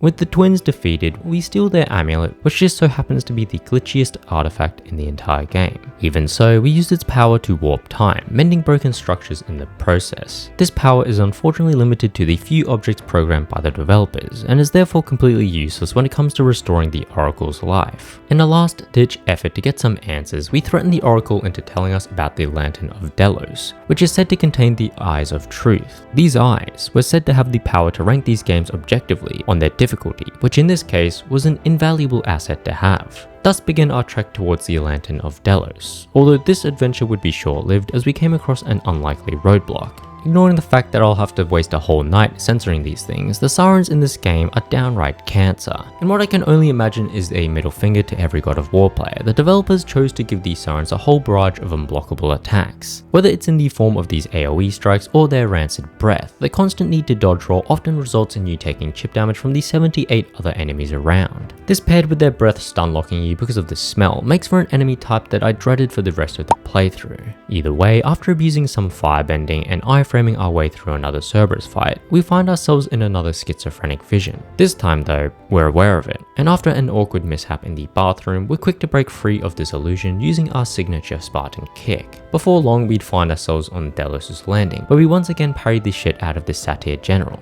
Now you'd expect the game to get harder as we progress, but in this case, it felt like it was getting easier. A lot of these arenas had ledges, which we could use to launch enemies off them, and the occasional big fights were easier, merely due to the fact that we'd learnt their attack patterns. Even the intimidating centaurs were a breeze, as we could bait out their charge attacks, which also resulted in a simple QTE action. The only struggles I faced were of course in instances which I had to face off against these screaming degenerates. No, no, no, no, no, no, no! Our lack of magic here meant I couldn't abuse our firebending abilities, and with the arena being as claustrophobic as it was, it meant I died over and over again. Even when watching this footage back, I still have no idea how I managed to beat these goddamn sirens. This was no time to celebrate though, as not long after, we'd come face to face with Megara. If you remember back to the start, Megara has always fought like a pussy, and it's no different this time around, as she calls upon our very own Spartans to fight us. The frustrating part about all of this, however, is just how effective this strategy is. Shielded enemies have always been an annoying obstacle, and when they're paired with long-reaching weapons, it makes it all the worst. I'd have to suck it up, however, as this was only the beginning of a brutal boss rush. See, just before we're about to finish off Megara, we're interrupted by Tisiphone, another one of the Fury's sisters. This starts yet another boss fight, this time against Tisiphone, who again requires us to roll constantly. On her own, she isn't too bad, which is something the developers knew, as following her defeat, she's joined by Megara, forcing us into a 2-on-1 showdown. At first, this fight seemed insanely hard, but then I realized something. If we just stick to the outskirts of the arena, Tisiphone will spam the same attack over and over again. Megara, on the other hand, barely moves an inch, as she spends most of the time waddling around in the center. Using this strategy, we're able to slowly whittle down Tisiphone without putting ourselves in danger. Ironically enough, the only time I failed on this stage was during the final QTE sequence.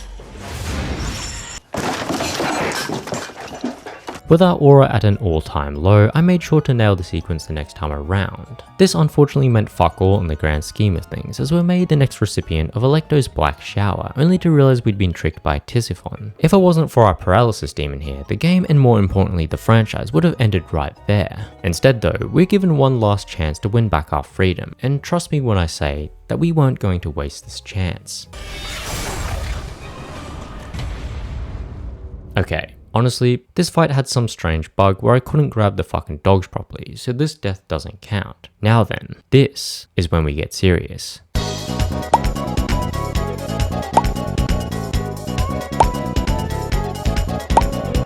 In all seriousness though, this is where Titan mode truly starts to bear its fangs. As is typical in the God of War series, this elevator is crawling with satyrs and a fire telos. What makes this fight so hard, however, is not the enemies per se, but the environmental hazards that are constantly moving depending on the rotation of the platform. This paired with the unblockable ranged attacks from the Talos makes it extremely difficult to deal with the countless satyrs present. In fact, this fight was so tough that I had to rely on a particular strategy rather than my skill to pass it. This strategy saw us dealing with the first set of satyrs before triggering the spawn point for the Talos. I also made sure to let the elevator drop back down to its initial position, meaning we didn't have to worry about the moving flames either. With the extra baggage cleared out, we could finally ride the elevator in peace, and before long, we'd reached the ribs of Apollo. Ignoring the fact that Apollo's ribs had seen better days, we parkour our way around them, only to end up damaging them even further. In terms of fights, there aren't any here that are particularly hard, and outside of this one kick to the nutsack, the same could be said about the entire furnace section. Where things get truly ridiculous, however, is on the shoulder of Apollo.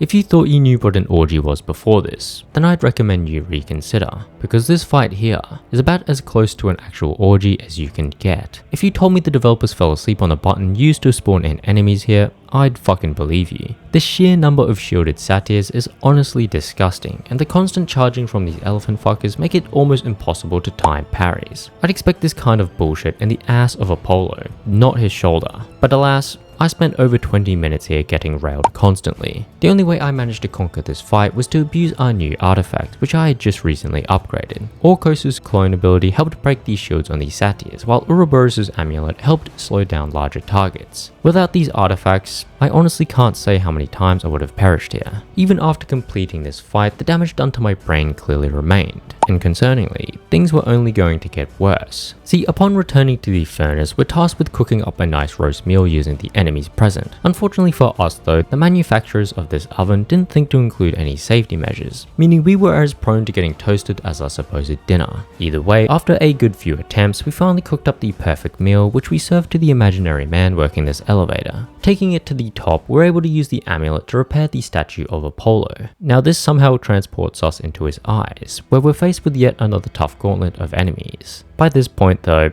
I'd realized just how overpowered our artifacts were, and with their help, we were able to clear out this room on our first attempt. All that remained was to reach the Lantern of Delos, and as Lady Luck would have it, the exact moment we get a breath of fresh air, we spot a rogue manticore who we convert into an Uber as we ride it towards the lantern. As you can imagine, the manticore wasn't too happy with our behavior, and instead of dropping a fat 1-star review on our forehead, he instead decided to lash out, which only resulted in his eventual demise. As was prophesied by the Oracle, the lantern did in fact contain the Eyes of Truth. What she had failed to mention, however, is that to obtain these eyes, we'd have to complete one final trial. The trial of Archimedes, or dare I say the trial of getting absolutely fucked, is by far the toughest challenge in the entire game. All of it comes down to this first wave of enemies though, as we're thrown into an arena filled with gorgons and sirens. On paper it might not seem that bad, but paper, like my God of War skills, is extremely flimsy. And after getting stun locked or frozen or coming out of it, and then I just can't be fucked explaining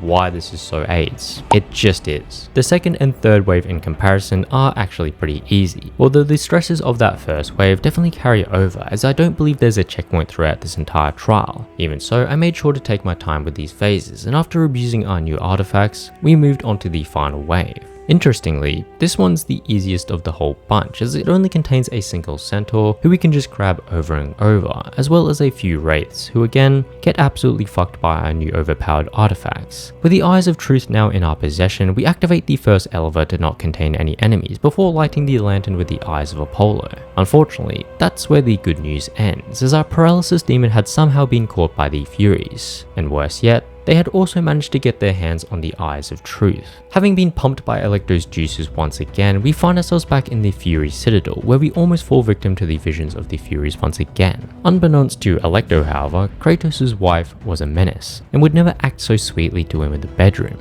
Having broke out of her genjutsu, it became apparent that we'd need to get rid of the Fury sisters once and for all, and after a rather displeasing transformation, we're flung to a random ass ship that's just coasting on the outskirts of a vortex. Now ironically enough, I struggled on this boat fight far more than on the final boss. Not only do we have the typical shielded bastards taking up space on this tiny boat, Tisiphone also loves to fly around and drop hot dookies on us whenever she can. Pair this with the ability to phase us through wood decks. Bro, what in the fuck is going on? What am I looking at, man? Then you've got quite the formidable opponent to deal with. I must have died 4 or 5 times before I just started to abuse magic. Thankfully, checkpoints lined this whole extended climax sequence, and before long, we were faced with Alecto. Now, Alecto herself is extremely easy, as all of her attacks are not only incredibly slow, but they take about 17 business days to wind up. Where it gets somewhat challenging is when we first hurt Alecto and Tisiphone shows up to help. At this point, it becomes a 2-on-1 fight, meaning if you aren't paying attention to both their attacks at the same time, it's very easy to get caught out.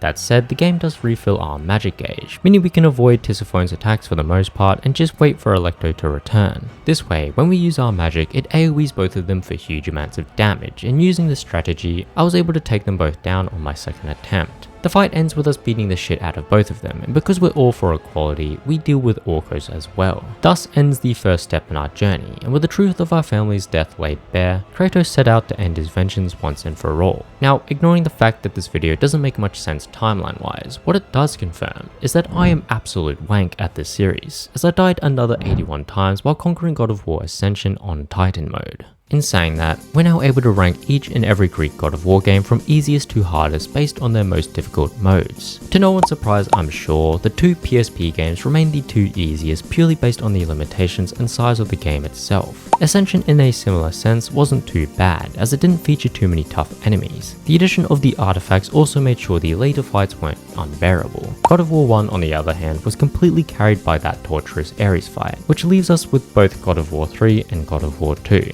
And as expected, God of War 2 takes its rightful spot as the hardest Greek God of War game to complete on its highest difficulty. Both God of War 2 and 3 had plenty of cancerous moments. In fact, compared to the rest of the list, these two games felt like a constant torture chamber where I left every encounter with a sonic heart rate. That said, this brings us to the end of this monumental journey. Now I have considered doing the Norse games as well, but those will have to wait I think. I'm too burnt out from playing God of War for now. Either way, I hope you guys enjoyed it as much as I did, and I'll be seeing you all in the next one.